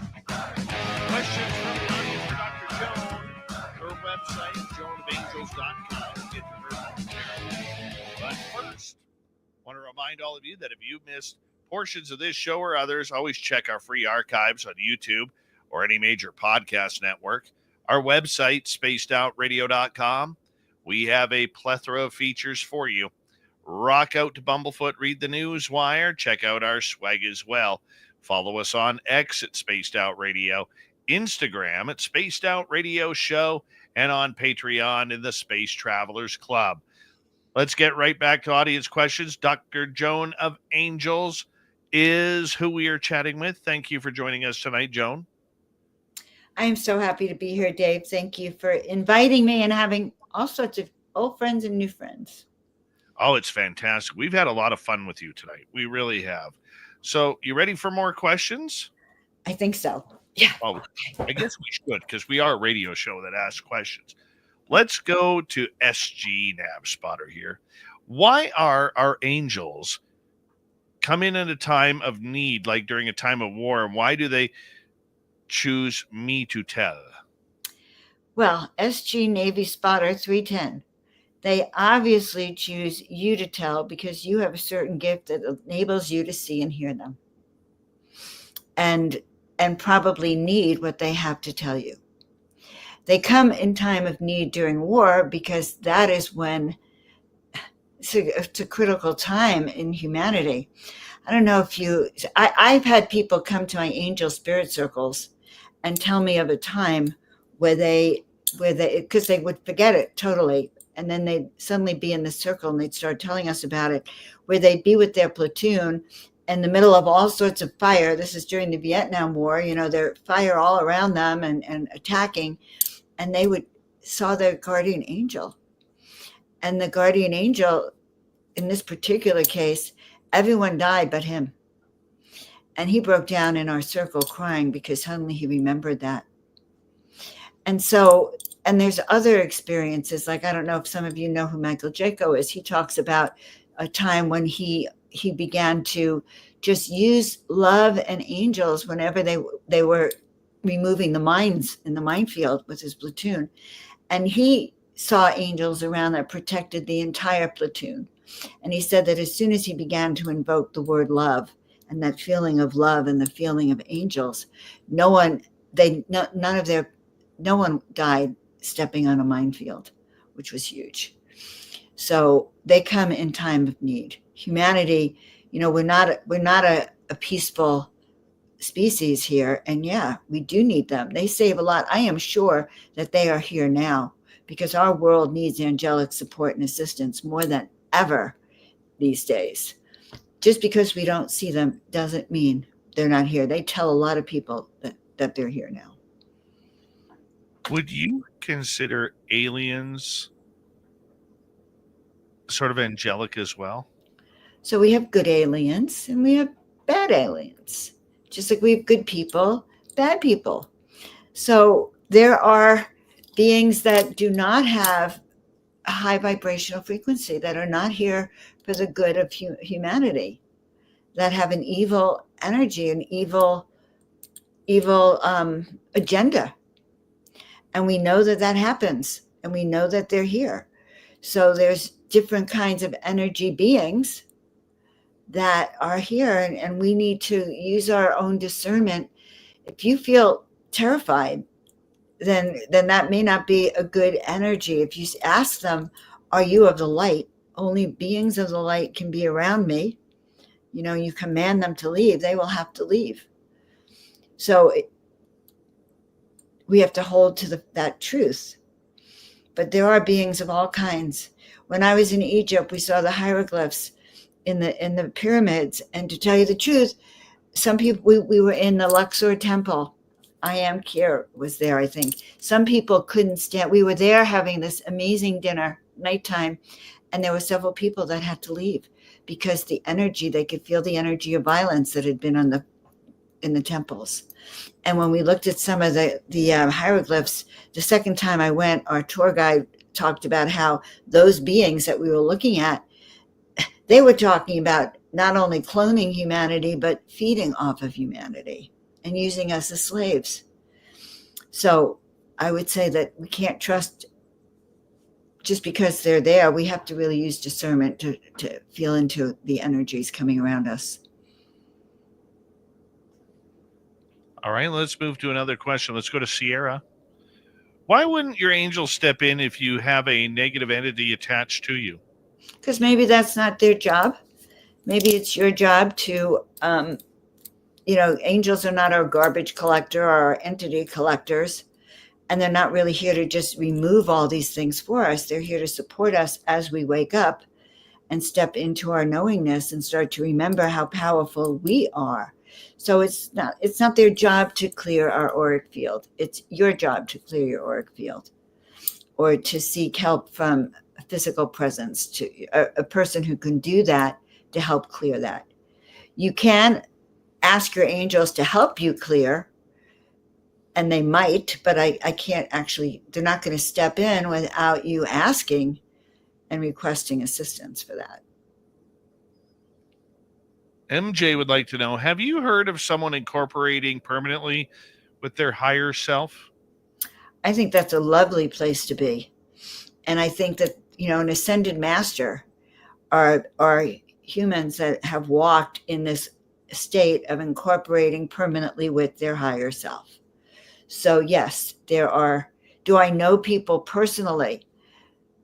I know people who aspire to be permanently working with their higher self, and times that I may feel that I'm really aligned with my higher self. When I'm speaking and I'm on stage, it's not really me. I do feel that I have aligned with that higher self, but not permanently yet. So if we were permanently aligned there, then we would no longer have to be in our 3D frequency body here. So that would be your time of ascension. Okay, let's move on to T-Bone. Dr. Joan, can you tell us more about the soul portraits? Oh, yes, sir. You want to know more about like those soul aspects of you, what you might look like on higher dimensional planes or past lives, or the best version of yourself? Yes. Yeah, see, Dave wants to know. And I love it when all of you tell him, but I have a process that I do where we spend some time together online. I maybe ask questions or feel into your essence and get a sense of just different energies flowing through you. And then I go into my own space for a week to 10 days, and I create a series of digital images of different aspects of yourself that have come through. And they come through past lives, present lives, future lives, all sorts of things come through. And you can see them on my website. I have them under services. I have some samples, like I have Elizabeth April, if you know her, she's up there. Yes. But we get back online together, and I show you a video of all these different soul aspects that came through. It's a cute little video. We talk about it, different images, stir different things for you. So it's kind of a really good deep dive. And we choose the one, or the one that's the right one, the one that's the most, the highest version of you usually lets us both know at the same time. And then I have it printed up for you.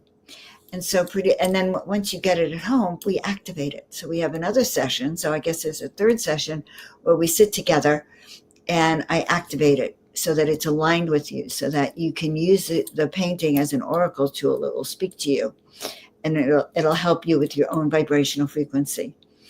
And again, when you're looking at that painting, it's impossible to believe you're anything less than that being, because that is you. That is your highest vision. So it's my favorite thing to do, guys. Okay, let's move on to another question. Let's go to the Andromedan.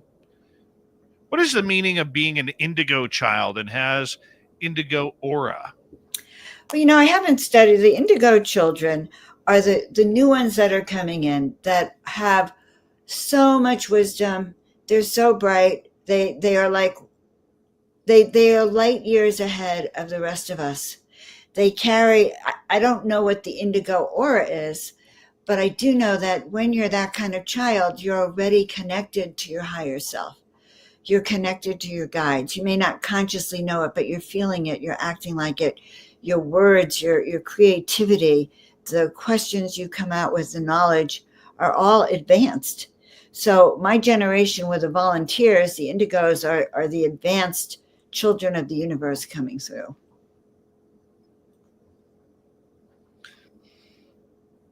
Children today seem a lot more spiritual and open. I look at my kids and they just seem to take everything in like it's just a wonderful life full of spiritual experience. Are you noticing that as well? I'm noticing there's two kinds of children. There's children who are fearful, who've been made fearful by what's happening around them. And then there's children who are coming in who are bright, shining lights. That maybe they're being born into families that really acknowledge that are more advanced, and they're encouraged to be more advanced. But I think we still have a combination of both. But more and more, we have more and more advanced children that are coming in. Yes, and that is true. Why are children today being more advanced spiritually, do you think? Well, I think that we have been evolving. The last 20 years, you notice that things that were not talked about 20 years ago, more people are into yoga, more people are into health food, more people are into wellness, more people are into detoxing, more people are into their third eye, and removing what keeps us not awake. We have more meditation, we have more yoga, and some schools are even beginning to teach those things. So we're in a different age. More of an age of enlightenment, of more people being awoke. And the more of us that wake up, the more people will continue to wake up. Do you think that this new generation of open spirituality will help raise the vibration of the planet? Well, the higher your frequency, the more you positively impact thousands or even up to hundreds of thousands or millions of people around you. So let's say Dave and I together are lighting a fire, an energetic frequency, because Dave has a very high light frequency. So all of you who are listening, and I can feel it, are raising your frequency. And so we're impacting you, and you guys are impacting each other, and you go out, and then we spread that energy and that higher into those energies. And so, yes, we are raising frequency by raising our own light. We're spreading that around the planet every day. More and more people are waking up. Yeah, and you see, like I look at my children, and they're into everything from intuition to spirituality to telepathy to I could talk UFOs with my kids. I could talk Sasquatch with my kids, and nothing seems to phase them. Whereas, I look at my generation, if I were to reverse back, say 40 years, I would be, kind of like, well, you're a weirdo if you believe in all that, even 20 years ago. Because there's more awareness of it. It's more in the field. People are talking about it. More people wake up feeling that they're light workers or star seeds or connected to, the Andromedans or the Pleiadians, or the Galactic Alliance. People are waking up to it. And as more and more people are talking about it, and as the energy of the planet is raising, and as we're getting closer and having more solar flares, there's more light energy here. It's like we're in an activation period, and we're on a timeline of ascension up that we're going to see a complete shift, where there's going to be a frequency change, and more people will continue to feel this.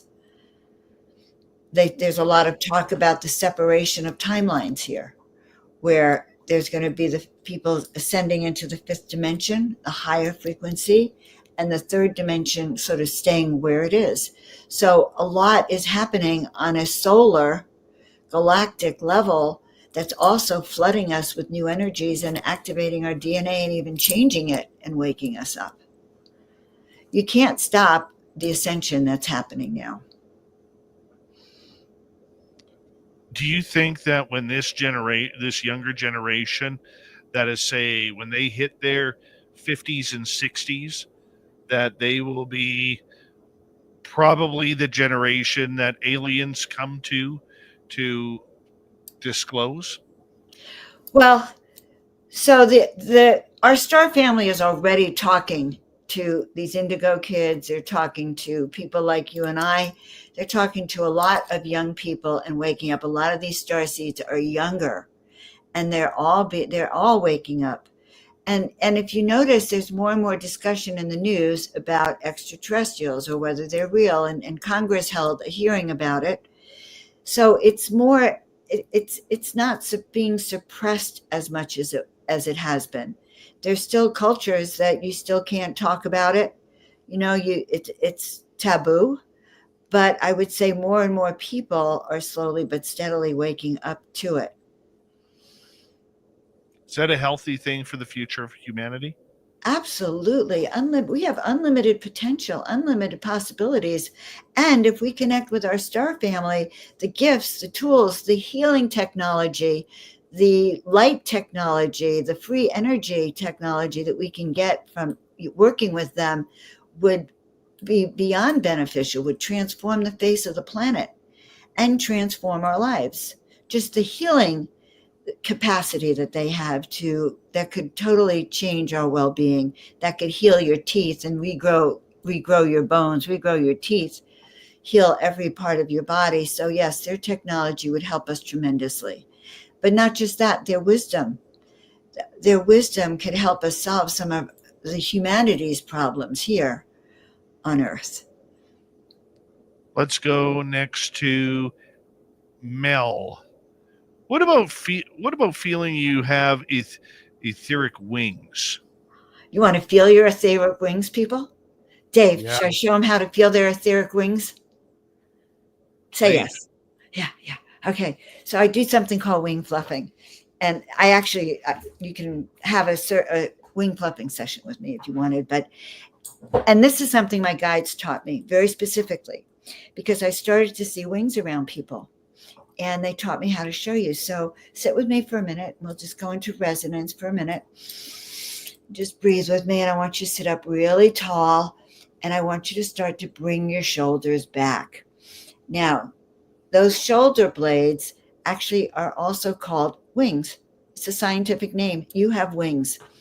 So I always like to think of those as our angel wings. So as you bring your shoulders back, now I want you to really imagine or feel into a feeling of the presence of two angels behind you. Two magnificent, beautiful angels. And what they're doing is they're starting to pull your wings out. They're starting to pull every feather out, oiling it, cleaning it, purifying it so it just spreads. Every feather that's been tarred and shamed and greased and is dirty and is dusty and has been hidden away for centuries because it was shameful to be an intuitive being or a healer. So start to just feel them cleansing it and cleaning them. And before you know it, some of you might even be feeling into them. How big are they? What color are they? Are they white? Are they translucent? Are they purple? Are they gold? Are they this high? Or are they up to the ceiling? Do they go beyond the ceiling? And then you can practice walking with them. And you will feel them. I have a lot of clients that feel their wings. It's a wonderful space to be. You totally gave me the chills when that happened. See? And what color were your wings? Did you see them? Did you feel them? I got a vision of white. And how tall were they? Oh, and they weren't big, but they weren't little itty bitty, butterfly wings. They would pop up maybe like 8-10 inches above my head. Sweet, sweet, sweet, sweet. And if guys, if you practice it, you will really feel it. You'll go, oh my gosh, she's right. I did it out with, okay, I am Kiara. She was on, I don't know if she was on my bus when we did it, but I did do a wing fluffing one morning on the bus before we went into one of the temples. I remember that. Love it. All right, let's go to another question here. Let's go to, who do we choose? Who do we choose? Let's go to Xanos. Could my guardian angel be me from the future to show me the way? Oh, well, that's a very, very interesting question. You know, that could be a very, very interesting question. In a way, it's true because you see, there's no time. We only have time because we have clocks and we live a linear life, like A, B, C, D, E, this way. But there is no time. So in the other dimensional realms, your angels can be all the way up there. It can be the future and they can be back here in the present. So I would say probably that's true. They can be from the future. But there is no time. We are living it simultaneously. So right now in this lifetime, sitting here with Dave, we can also be on a forum back in ancient days of Greece, having a discussion right there on stage simultaneously and not even know it. Love it. Love it. All right, we got 2 minutes. Angela is asking, when you were in Egypt, did you smell ammonia in the pyramids?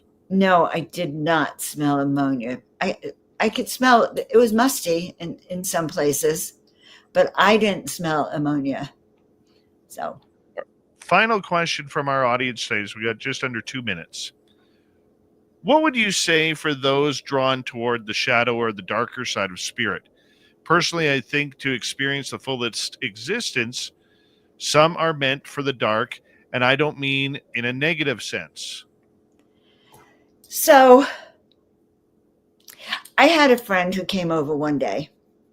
We were just getting to know each other, and we were doing some visioning together.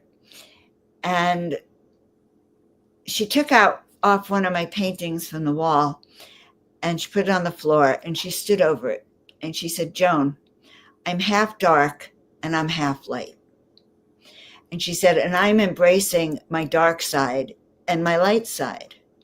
So that was 10 years ago.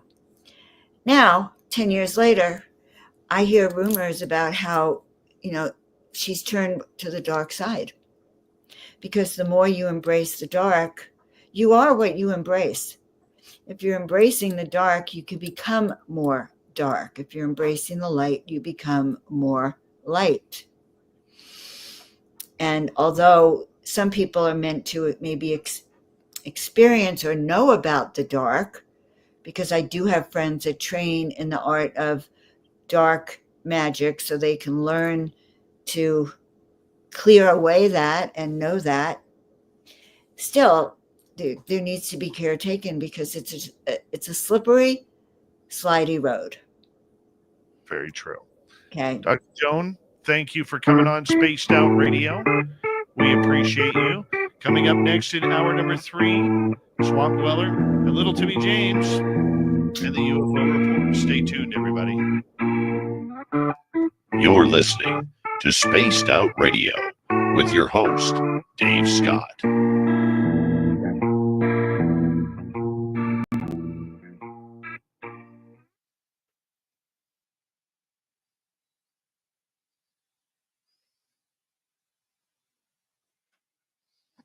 Dr. Joan, thank you very much. Greatly appreciate you. I really appreciate being on here, Dave. It was really fun. First of all, I saw some friends of mine. My friend I am Kiara, she was on that Egypt trip. It was just so great to see her and the spin beings, and I'm sure there's other people that I didn't get to see exactly who I've known before too. It's so fun to be on your show, Dave. Wonderful. Thank you very much for doing this, and we'll talk soon, okay? Yep.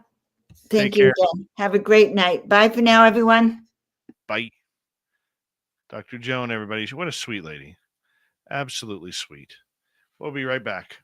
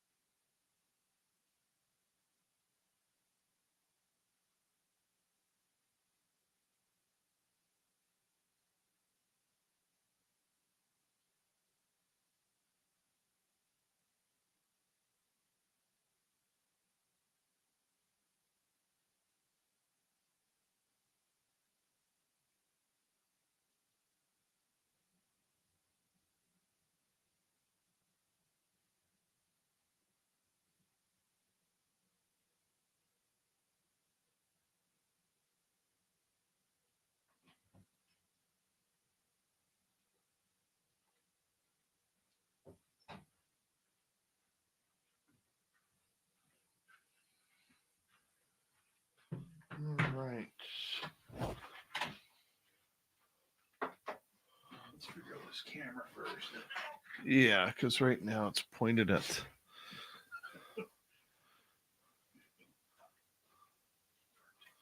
freaking Fark. Darn it. Okay, way too far. It's got to go down.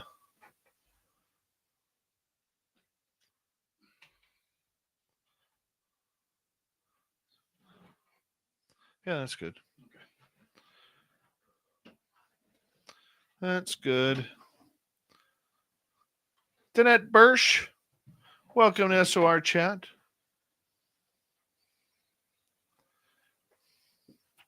joanofangels.com is her website. Sweetheart. Just a sweetheart.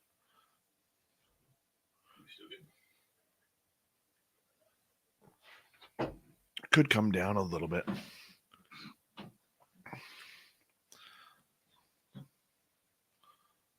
That's up. Yeah, no, I'm trying to. Up just. Yeah, right there. That's perfect. That's perfect. Right there.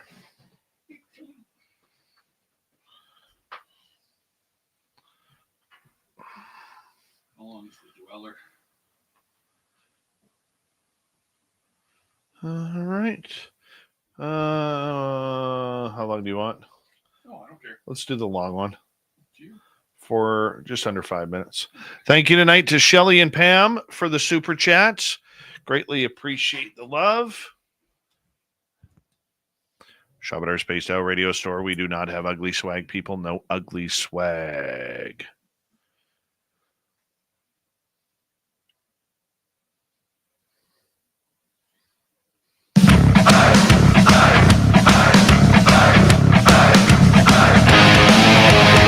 All right, we're in hour 3 of Spaced Out Radio. My name is Dave Scott. Thank you for joining us. We're going to have a great time with Swamp Dweller and Little Kitty James coming up here very nice. Reminder to all of you that if you've missed portions of this show or others, check out our free archives on YouTube or any major podcast network. Our website, spacedoutradio.com. We have a plethora of features for you. Rock out to Bumblefoot, read the Newswire, check out our swag as well. Follow us on X at Spaced Out Radio, Instagram at Spaced Out Radio Show, and on Patreon in the Space Travelers Club. The Desert Clam has set the password for tonight in the SOR Space Travelers Club. Narratology. Narratology is your password. Use it wisely, Space Travelers, as the Clam sets the password each and every night right here on Spaced Out Radio. Let's head to the swamp. Hello and welcome to Spaced Out Radio's Swamp. I'm Swamp Dweller, and tonight I'm going to take you on a mystic journey of the unknown, sharing tales of monsters, legends, and nightmares. Welcome to the Spaced Out Radio Swamp. This is my first-hand story. I hope you enjoy it, as it is all true.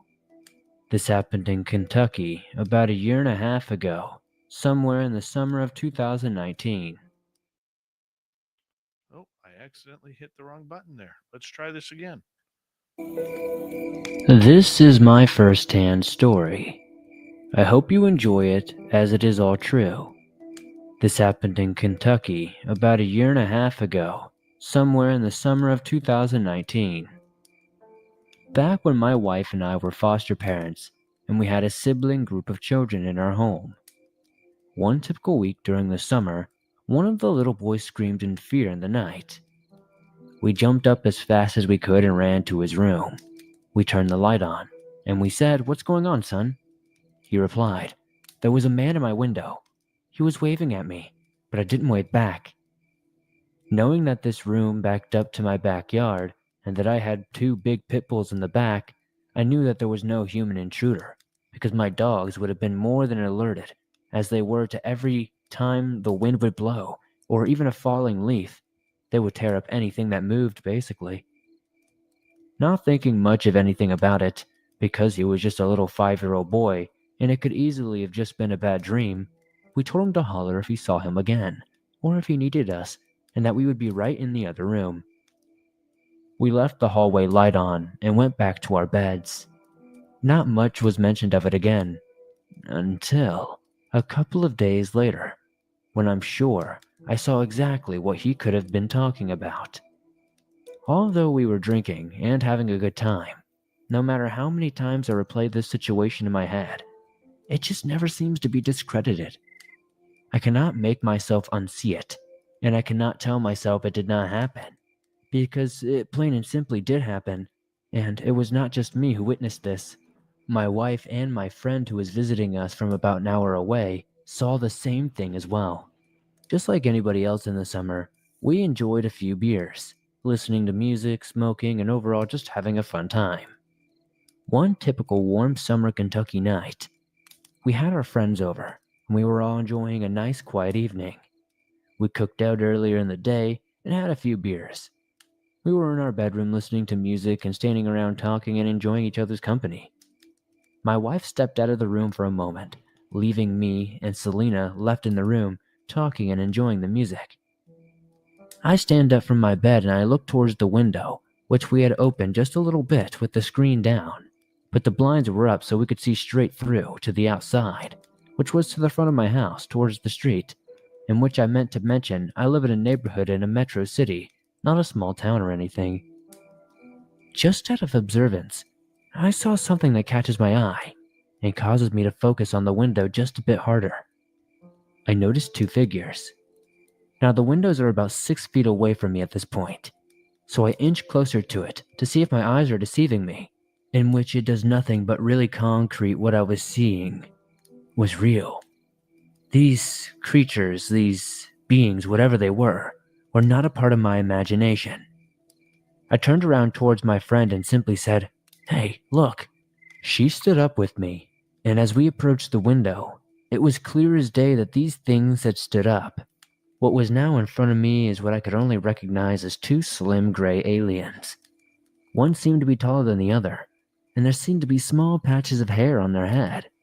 It was really hard for my brain to process these things as we walked closer, almost touching the window because of how shocked we were and how mind-boggled we were. I mean, we were literally mind-blown. We were too in shock to even be scared at that moment. It took a few moments to even snap back into non-shock state to where we could even react. We looked at each other in complete disbelief, then looked back at the window. At that moment, one of the creatures moved their head in just a readjusting motion, which really sent us into a frenzy and scared us completely to death. We turned around and took off running towards the bed like children. We let out a scream, grabbed the blanket, and threw it over our heads. My wife came in concerned with the noise. We yelled to look out the window, but both figures were now long gone. With the panic and fear of the moment settled, my wife and I quickly ran outside, but of course there was nothing. The oddest thing about this is the shadows sit about 10 feet up from the ground. If it was just a person, they would have had to have been on a ladder, or at least be 15 feet tall. There's just no way there was someone standing there. But also, there's just no doubt that there was some sort of physical being there. Thank you to Swamp Dweller for another creepy story. If you want more just like that, let's head on over to Swamp Dweller's YouTube channel, youtube.com/Swamp Dweller. Thousands of stories right there for you. Just check it on out. Time for the UFO report. That is an interplanetary flying space saucer.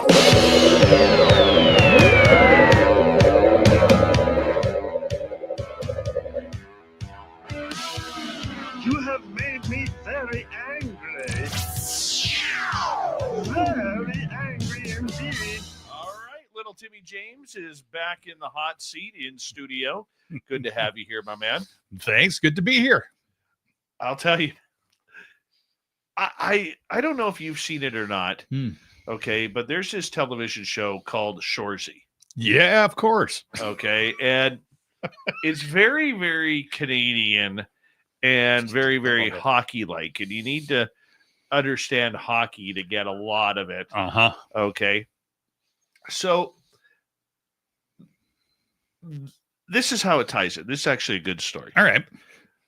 My son and I watch this show religiously, and the worst part about this show is that I hate this new wave of television where the series of shows are only like 6 or 8 episodes. Yes. Well, this is a 6-episode season, Mm-hmm. and they've already done season 3, and now I have to wait till fall for season 4.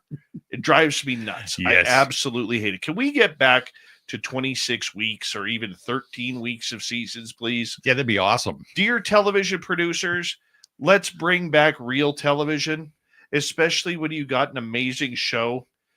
Reacher is the same way. Oh, I know. I love Reacher. Yeah, Reacher is the same way. So those are literally the only 2 shows I watch on television, Mm-hmm. Reacher and Shoresy. So my son and I play little stick hockey, Yeah. mini stick hockey every night. Okay, except on nights when he has hockey practice. Well, And he beats me a lot. A lot. Yeah. And so, long story short, in the television show Shoresy, after every win, mm-hmm. they eat a drumstick. And in typical Canadian hockey fashion, they call them sticks. You know, and the player who plays the best that game gets the first stick. Right. So my son and I on the weekend decided that we need to play for something. I've got a freezer full of drumsticks. Oh, nice. I haven't had one. We play nightly. We Yeah. play 4-minute periods. He won in overtime yesterday. Got the first stick. And tonight he beat me 4-2. And he got the second stick. I really want one of these drumsticks. It ain't happening, man. Nope, it ain't happening. And I'm really disappointed because the rule is you can't have a stick unless you win the game. Of course. So I got a freezer full of drumsticks. I can't eat one. I want one. Yep. Really badly want one. I can't. Really? You don't even get a participation drumstick? No, we play by real rules here. Gotcha. Not woke rules. Yeah, I gotcha. Okay. So yeah, I'm 0-2. Mm-hmm. I'm 0-2. And I'm going to change my name to Owen pretty quick. You got to get hungry for that win. Yeah. Dude, I'm hungry. I want one of them sticks, man. I'll bet. I haven't had a drumstick in years. No, I love drumsticks. I had to settle for an ice cream sandwich. Yeah, so did I. Thanks, by the way. Yeah, no problem. So if you saw on the YouTube side, if you saw me eating earlier, my son was actually nice enough to bring Tim and I ice cream sandwiches. As he kept flicking me in the head. Oh, you deserved it. I know, right? You deserved it. But yeah, I want one of them drumsticks. Uh-huh. Like, I'm ready to get violent. Yeah, gloves are off, elbows up. Oh, he challenged me today. Oh, no. Yeah, he challenged me today. I went. Mm-hmm. It was good until he punched me in the eye. I was going to make sure your lip wasn't swollen. No, my or... lip's fine today. Good. Yeah. Yeah. Oh. I want one of them sticks. Yeah. From sticks to UFOs. And I know where we're going to start. Yes, you do. Okay. And before we preface the story, this has got to be one of the most ridiculous things I have heard in ages. Mm-hmm. And to me, if this happens, or if, Yeah. when you read the story, our audience will figure it out. Yep. This is why people laugh at us. That's right.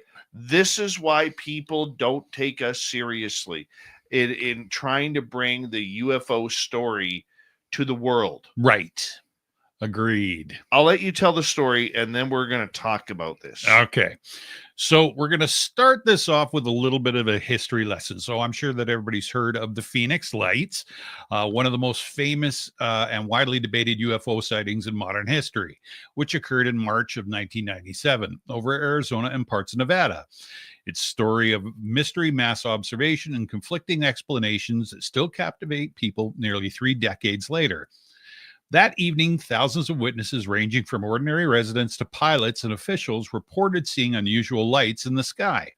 The event unfolded in 2 distinct phases. First, between 7:30 p.m. and 8:45 p.m. Mountain Time, people across a 300-mile stretch from Henderson, Nevada through Prescott and Phoenix to the edge of Tucson, Arizona, saw a V-shaped formation of lights moving silently from north to south. Descriptions varied. Some called it 5 to 7 bright orbs arranged in a boomerang or chevron shape spanning up to a mile wide. Others swore it was a single massive solid craft blocking out the stars as it passed overhead. Witnesses, including a former police officer in Paulden and actor pilot Kurt Russell, who later claimed he reported it to air traffic control while flying into Phoenix, described it as eerily quiet and unlike any unknown aircraft. The second phase came later at about 10 o'clock that night when a separate set of bright stationary lights appeared southwest of Phoenix near Sierra Estrella mountain range. These orbs, often described as orange or reddish, hovered for minutes before blinking out one by one.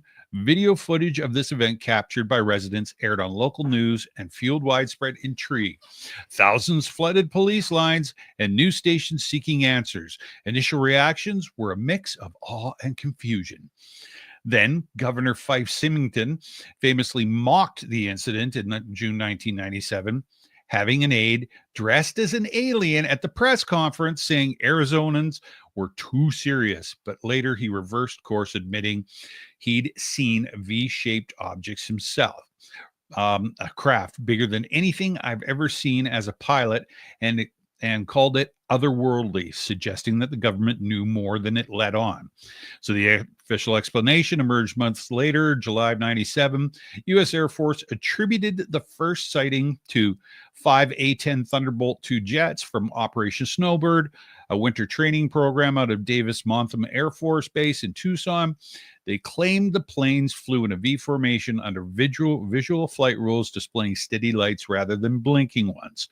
So this story goes on into more greater detail of all what these things look like, but it was huge, and it was a, you know, like a mass sighting. So to carry on into into this, Oh man, here we go. good history lesson, by the way. Yes. By the way, here's Yes. something interesting. When Kurt Russell flew the plane, Yeah. his son Wyatt was with him. That's right. And Wyatt, what a lot of people don't know, was a junior hockey goalie here in British Columbia. That's right. Played in Richmond. Played in Richmond. He played in Langley and Coquitlam That's right. before heading to Chicago. Yes, yes. So Wyatt Russell, little tie to British Columbia, where we are. That's right. Very cool. So this is now the new twist in this story. Oh, get ready for this. Yes. So this is, I'm reading from an excerpt from Dr. Stephen Greer. So he says, how many people have heard of the Phoenix Lights thing? I think that most people have. In 1997, the Phoenix Lights events happened in Phoenix. Surprise. All over Arizona, really. And I was there when it happened in March. We were using a digital lab that was actually tied into a covert program, but they were letting me use it.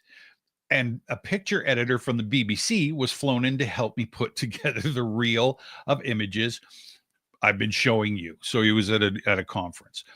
We were doing it to give the members of Congress for the April 1997 briefings in Washington that we were doing for Congress. And so while we're there, while I'm flying in, I'm sitting in my seat and I'm on US Airways, and I decide to do the CE5 protocols. I was told to ask the ETs. So I asked the ETs to do something while I was there that would be unmistakable, that we could get to put on this reel, this video, to give to the members of Congress. That was at 5:30 p.m. At 8:30 p.m., the Phoenix Lights happened as a CE5. It was a CE5. And the epicenter where it was right above the lab where I was.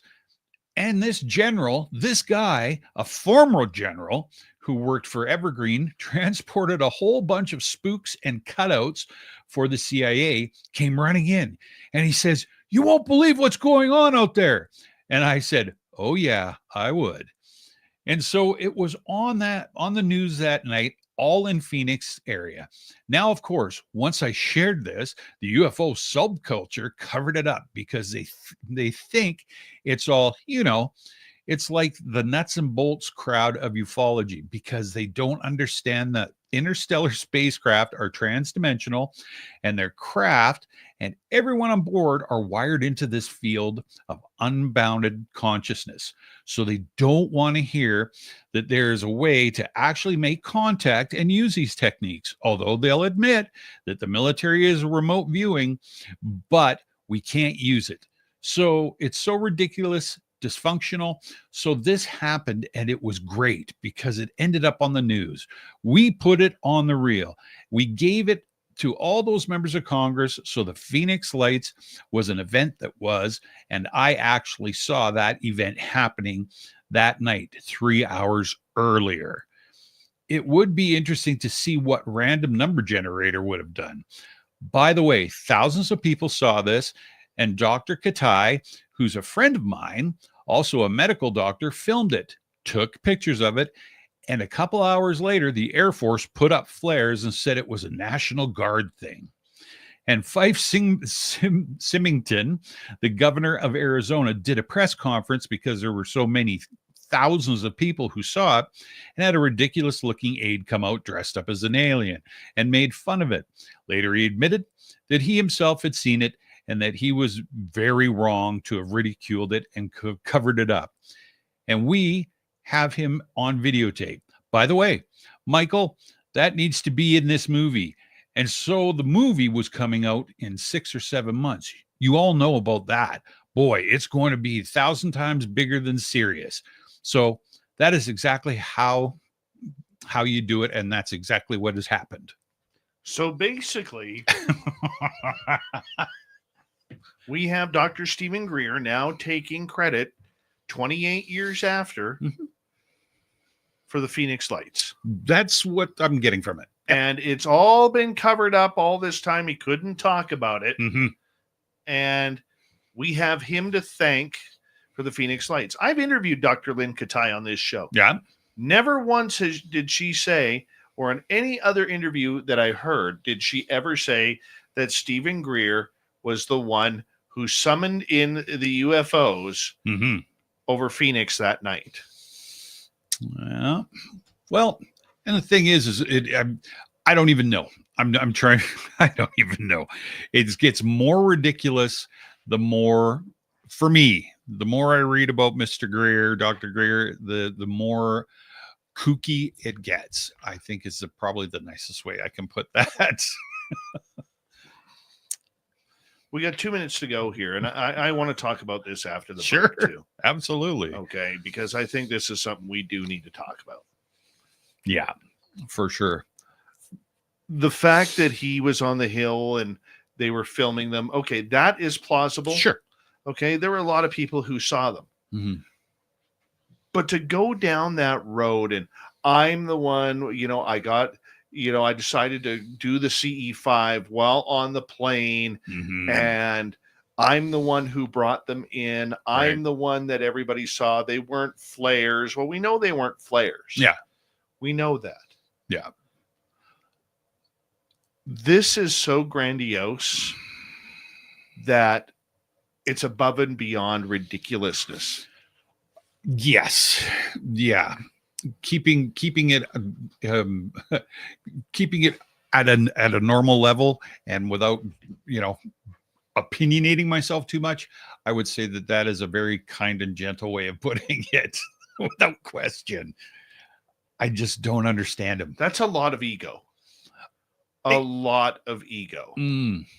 Okay. And I'm trying to formulate my thoughts here on this. Right, exactly. And I don't get it. Either. I don't get it. I mean, this reeks of falsehood. It reeks of falsehood.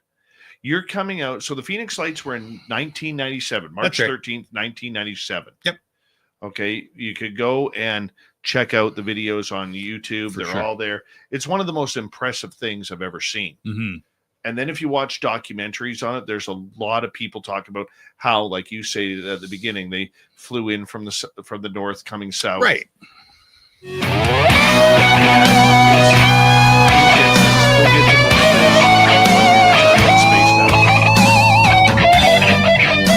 This is Spaced Out Radio, and your host, Dave Scott.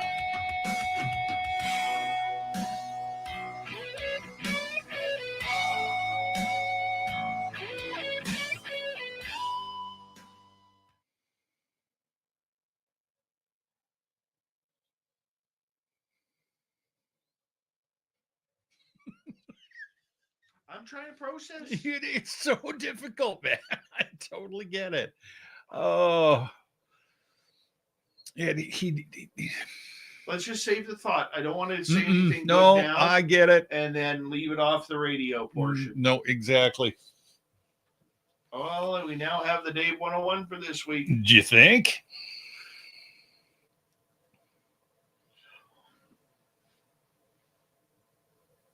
Oh my. Oh, just wait. It gets better. This is the kind of story that makes us drink. Yeah. Like, I feel like I need a shot of booze in order to wash my mouth out after this one. Yeah. Or at least clear your brain. Man, I wish I could see. I really miss not wearing glasses. Yeah. Wasn't it funny? The longer that you wear them, I mean, maybe this is like, hey, Captain Obvious, but I found the longer when I take them off, the longer that I've worn them, the more dependent I am on them, obviously. But when I take them off, like in the morning, and then I get up and I start walking through the house, it's like, where'd I put my glasses? It's like I need to have my glasses on because I can't see crap. It's like, you're blurry. Yeah. Yeah. I feel blurry. No, you're blurry. I can make out like the spaced out radio behind you. Yeah. I can make that out. But it takes me a couple of blinks to get that focus. Right. Yeah. Mine are for distance, and then I've got I can read. I can see things close up. Yeah. But like I can read the come and take it. Yeah. That Well, font. Yeah. That's good. But like my computer screens or anything, I can't tell you anything. Oh, geez. Oh, no. Yeah, I don't see squat. Well, it's like the missus. She takes her glasses off and you forget it. I think she's legally blind without them. By the way, is she working tomorrow? Yes. I may have to go in there. Mm-hmm. Could you let her know that I am really craving one of the turkey cranberry sandwiches? Oh, yeah. Yeah. Aren't they good? They're better than good. Still want one of them damn drumsticks, though. Mm-hmm. Maybe arm wrestling for it. Maybe that's another way of getting it. The Michael Leger. Ooh. Oh. He's the original The. He is, eh? Yeah. He's the one who carved the Sasquatch and the gnome. Oh, right. I still love that. I've received a lot of really cool stuff from our listeners over the years. Right on. And I save everything. Like, yeah, I know you do. Everything's in here. Yeah. And very cool stuff, too. Yeah. But I could tell you that those are my favorite. I don't mean to, No. those are my favorite. Yeah. The guitars, gift or purchased? I bought that one. Okay. I bought that one. Yeah. So it's just a cheap little court. That court's all right. I had a court. The electronics in it already fried. Yeah. Yeah. Had a red one that was a Strat copy. And yeah. Colby loved playing that. For sure. You still got a jam on his Jackson. Yeah.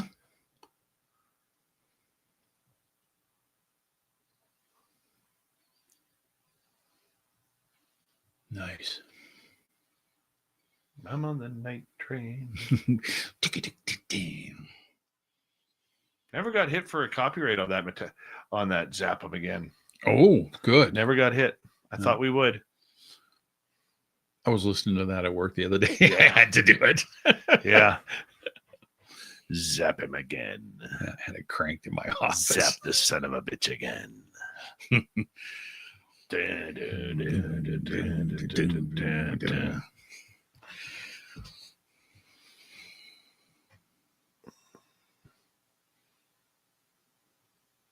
I'm tired. Yeah. A little workout there.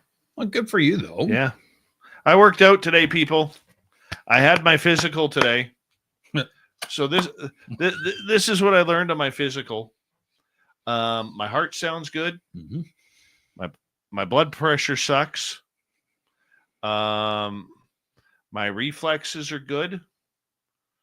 My butthole's good. Well, hey, might as well tell the truth. Absolutely. Hey. Doctor says, okay, I'm about to. And I said, Doc, because he's a good guy. Yeah. I said, you're not even asking me for dinner first? So I'm not happy about this. Yeah. But you know what? At my age, at our age, that's stuff you need to do. Yes. Stuff you need to do. No question. All right, here we go.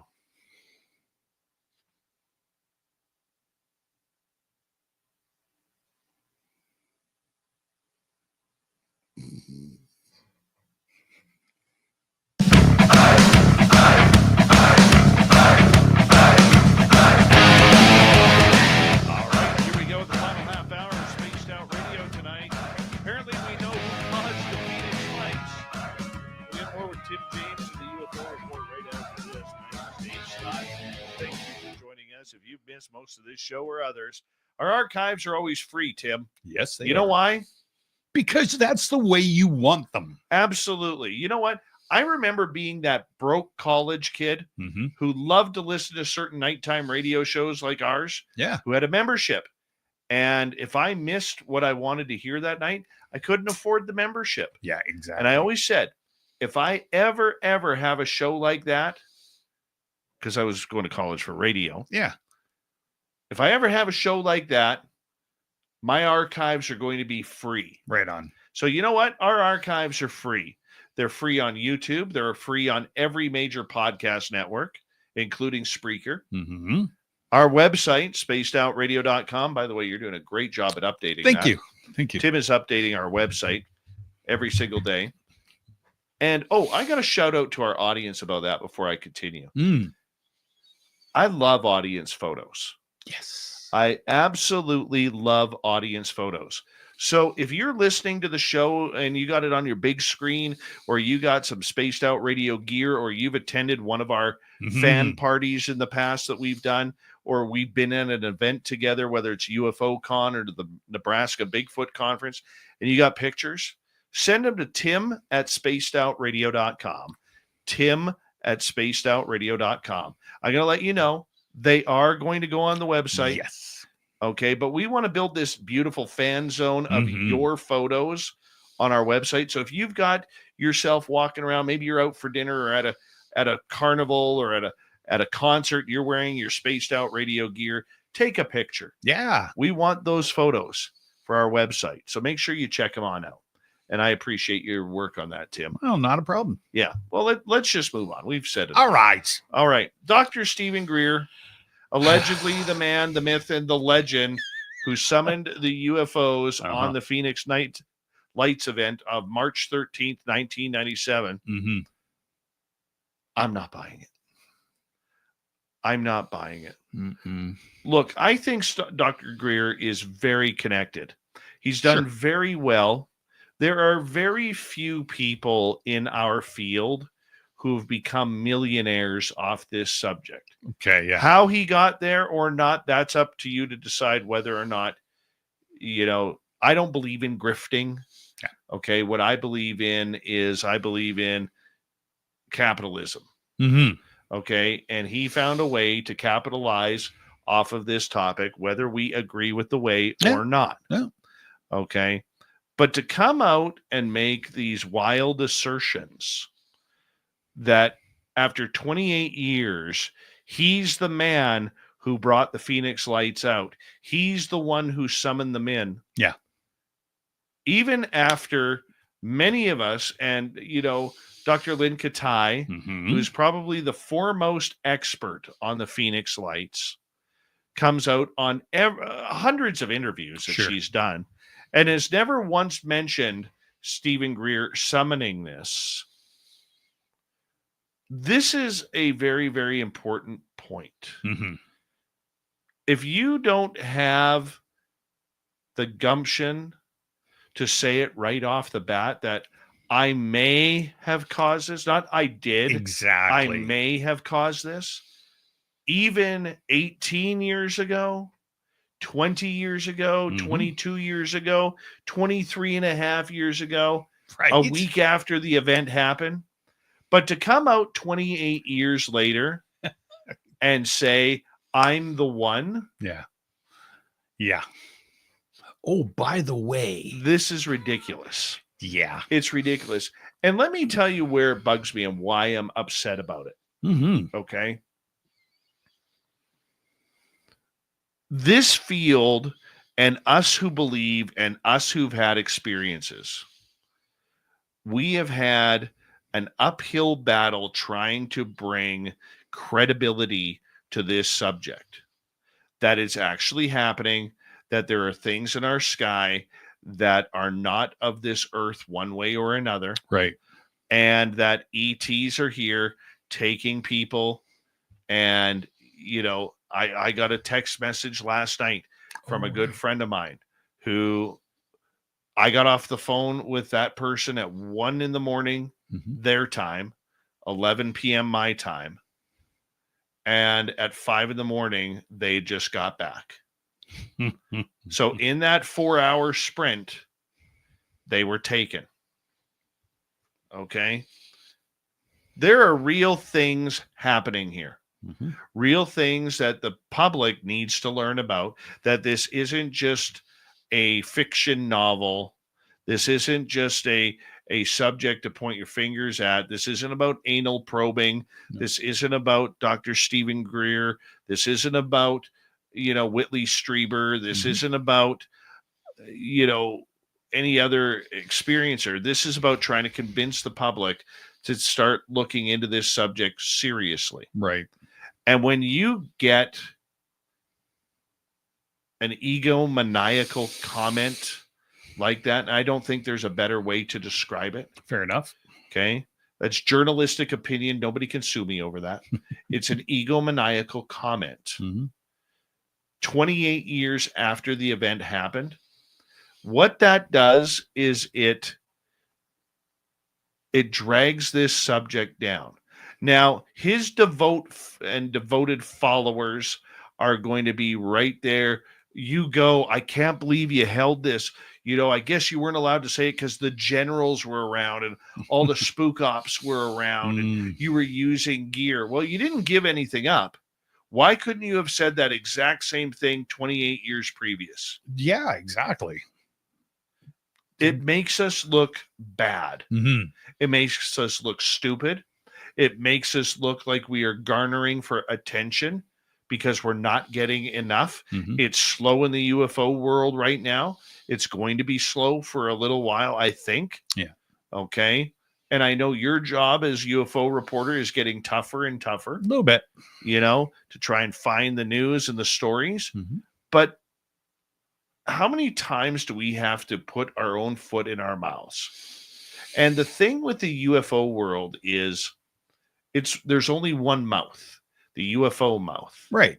And every time we get ahead, you heard me say this a few weeks ago about, a few months ago now, about the unidentified lighting phenomena. Yeah, for sure. ULP. Yep. Which you could get your shirt of the ULP at our store on our website. When Lou Elizondo made that comment, it set us all back again. Yeah. And then we have to rebuild. And now a comment like this, that I'm the one responsible for the Phoenix Lights, it sets us all back again. Yeah. And I'm disappointed in it. I mean, let's get your opinion. You're kind of an outsider. You're brand new to this subject in the last, 6-8 months. Yeah. As an outsider looking in, learning this for the first time, what is your opinion? It's a kick in the legs. I think if imagining that I'm new to this and I don't know anything about this and I'm skeptical. So I'm Joe or Jill on the street and I'm skeptical about this, but I'm interested.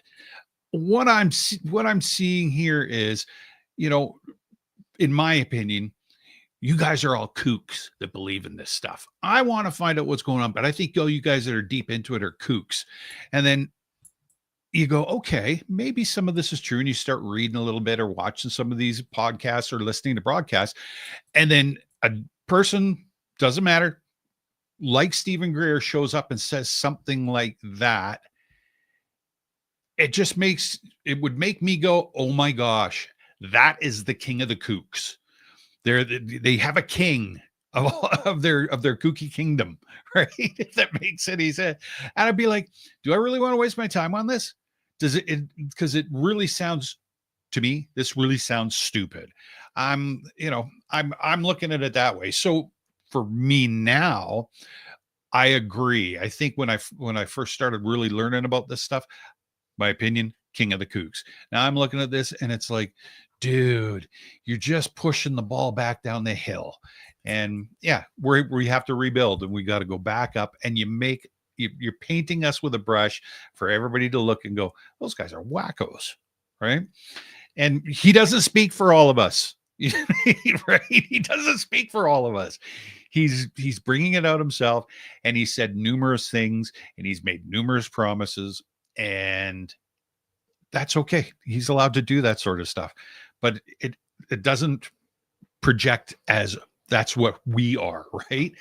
We're not a bunch of followers. We believe what we believe. And yeah, I'm kind of, I feel like I've got to do damage control in some sort of sense or fashion for some reason, you know? Well, I mean, it goes to show that there's no couth.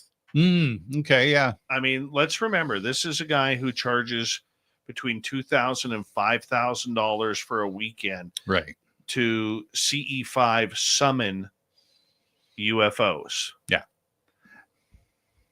I've told our audience many a time how to do that for free. Free. Yep. And our archives are free, so you can go back and listen to the archives. That's right. And put it out there. So here's the thing. I think that this gives us a black mark. It gives us a lack of credibility. Again, yes. And I really hope that this story gets buried as quickly as possible. We have to bring it up because that's kind of what we do. Yeah, unfortunately. Right? Yeah. But I think this has to go in the toilet.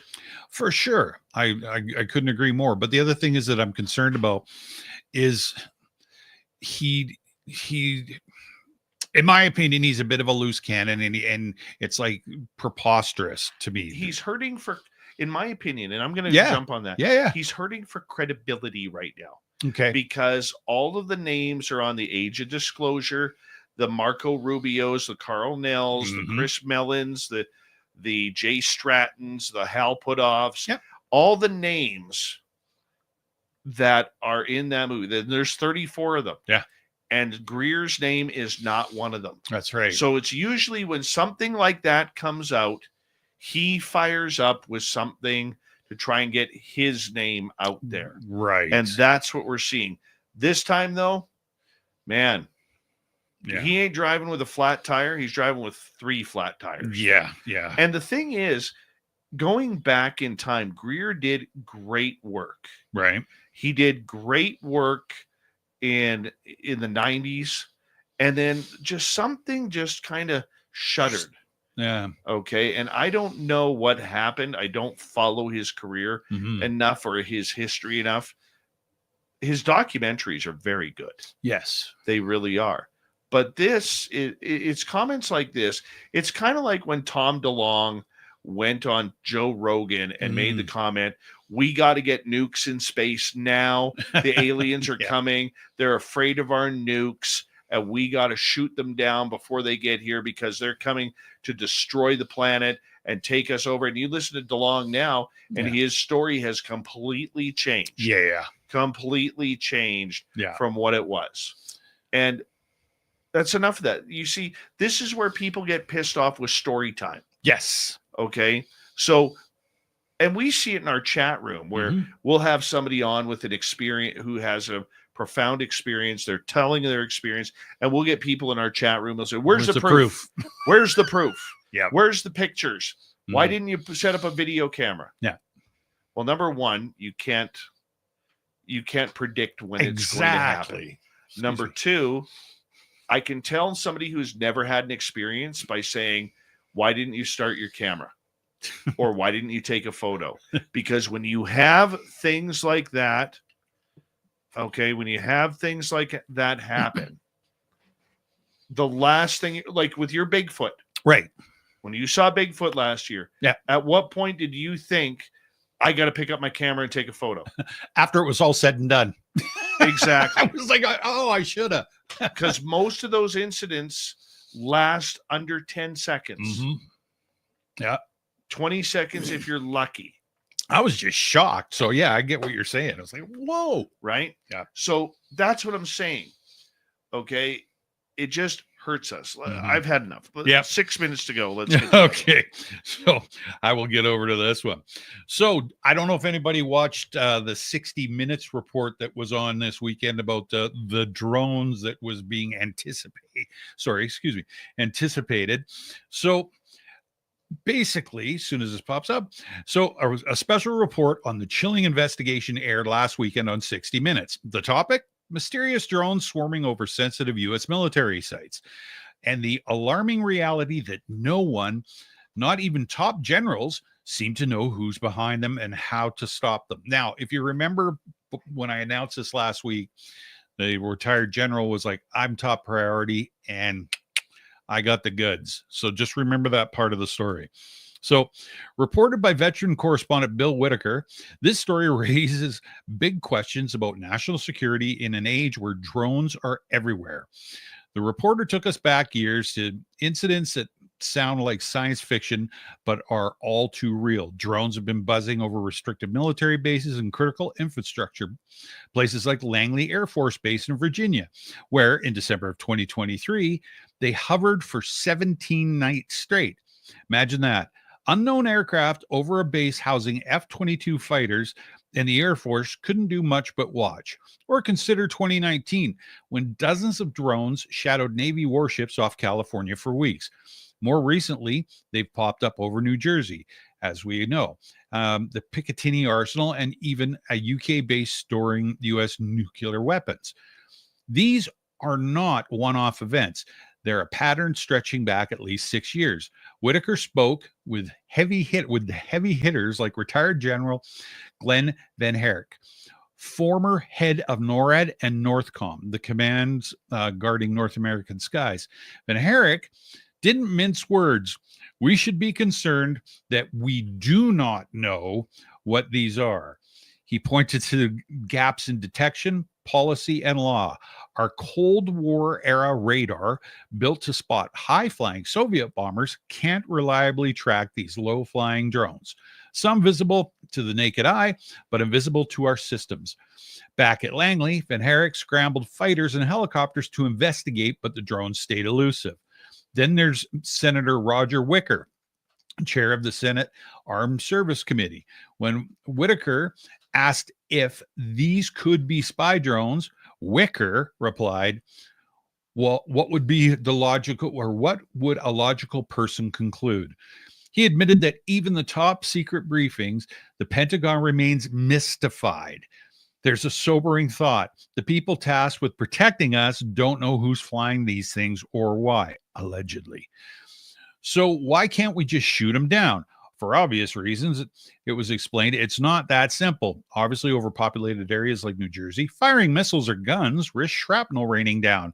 Imagine titanium rods exploding at thousands of feet per second. Plus, without knowing it, if they're a hostile or just hobbyist toy, the military's hands are tied. Drones today are cheap. Some cost just a few $1,000s online and carry payloads or fly for hours. Anyone from tech-savvy kid to a foreign adversary could be behind them. Current NORAD Command General Gregory Goulot told 60 Minutes they're working on it. They're prepositioning tech across the country to respond faster and seeking authority to act decisively. We're well on our way, he said, but that's the cold comfort when drones keep showing up uninvited. This isn't about UFOs or tinfoil hats. It's a real problem. Whitaker's report left us with a stark takeaway. Our skies are vulnerable and the rules haven't caught up to the tech. Are these drones pranks, tests by enemy? No one knows. And that's the scariest part. As Van Herk put it, the question isn't just what they are, but why we don't know. Dun, dun, dun. Why don't we know? Well, he was supposed to tell us on 60 Minutes, but apparently you called it. It's an a-toe-to-so moment. Just when you think you're over the drones, thanks, 60 Minutes. Yeah, no doubt. Well, even before, like I was like, okay, so maybe there might be something where this guy comes out and goes, yeah, these guys are all full of baloney. And yeah, we knew it was going along all the time. Not a chance. They towed that company line right till the director yelled, cut. Right? I watched it and I was like, oh, you're kidding me. You're kidding me. I just don't understand why we would have people out there who are literally their only job is to explain what's going on, and they're playing the I don't know card. Yeah. Not a mention of the FAA, none of the other things that came out from the press conference at the White House. And yeah, now it's just like, we don't know. It's like, of course we don't know. We're not allowed to know. That's right. You know, But hey, government transparency. Mm-hmm. Yep, government transparency is what we're at right there, people. Yeah. Because they care about us. It's still not UFOs, No, but they care about us. that's right. They do. So, That's I mean, like, why wouldn't we want to know what the drones were? exactly. Because it's so hard to say right from the beginning, they're ours. We're running some tests. That's all they had to say. I know. Oh, I agree. All they had to say is, hey, this is going to look weird for a few weeks. Mm-hmm. Okay, but Don't panic. Don't panic. We're running some tests. And you know what? Don't send up your drones, please, because this is important. Mm-hmm. That's it. Yeah. But we can't have that because, we break things. Yeah. Yeah, exactly. It's kind of like you can't take the kid down the toy aisle at Walmart No. because either you or the kid is going to break the toys that you like. Yeah, exactly. Exactly. Tim, thank you for a great UFO report. No problem, my friend. Firing me up about Greer. Sorry. Your fault. We say goodnight to Tim. Hello to Mr. Ron Bob, rocking in the background with little brother is watching. What he is the official music of Space Time Radio. Rocking is in and out of every show. Get your horns up for the guitar god himself. Special thanks to everybody listening in at work, at home, in your cars, wherever you may be. Thank you to everyone in our chat room tonight.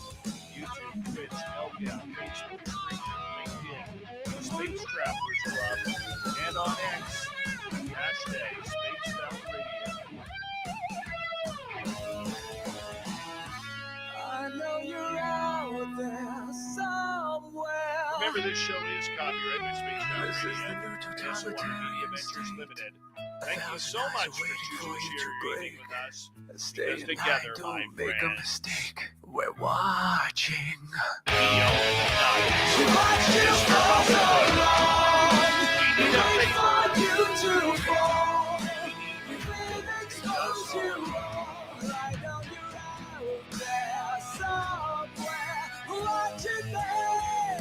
Yes, the book train has gone for the night. But soon, my friends, we shall ride again. Seats are always available. Your tickets never expire. And if you want to bring a friend, we got room for them too. Good night.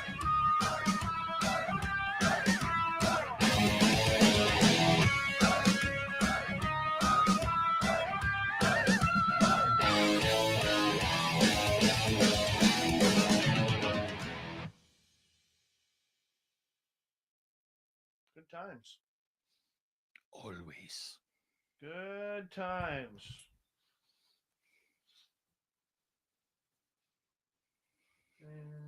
There. God, that pisses me off. Sorry, Dave. It just pisses me off. There was more stuff too. Like he's just rambling about freaking anything. It's like, dude, you need a vacation and some medication.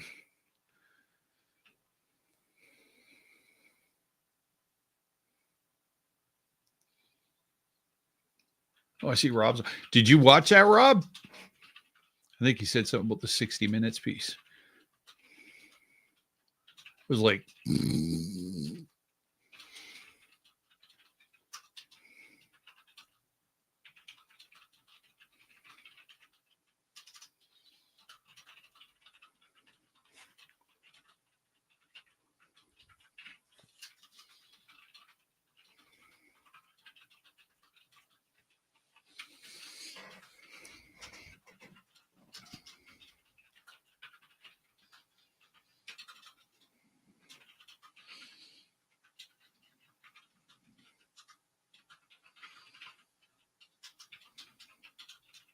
well, I was going to do a show about it.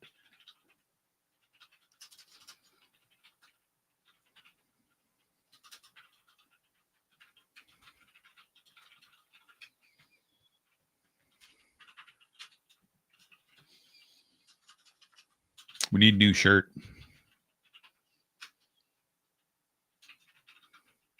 As he types away.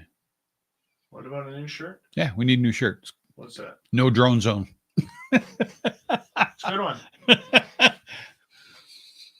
It's a good one. It's a no drone zone.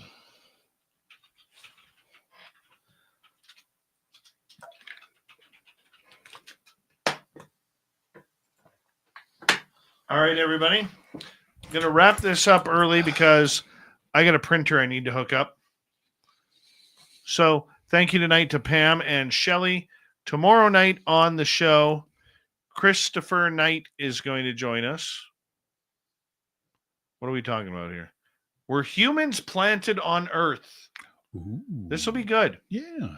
We're humans planted on Earth. Have a great night. Do us a favor, share the show. And we'll see you all tomorrow, everybody. Thank you.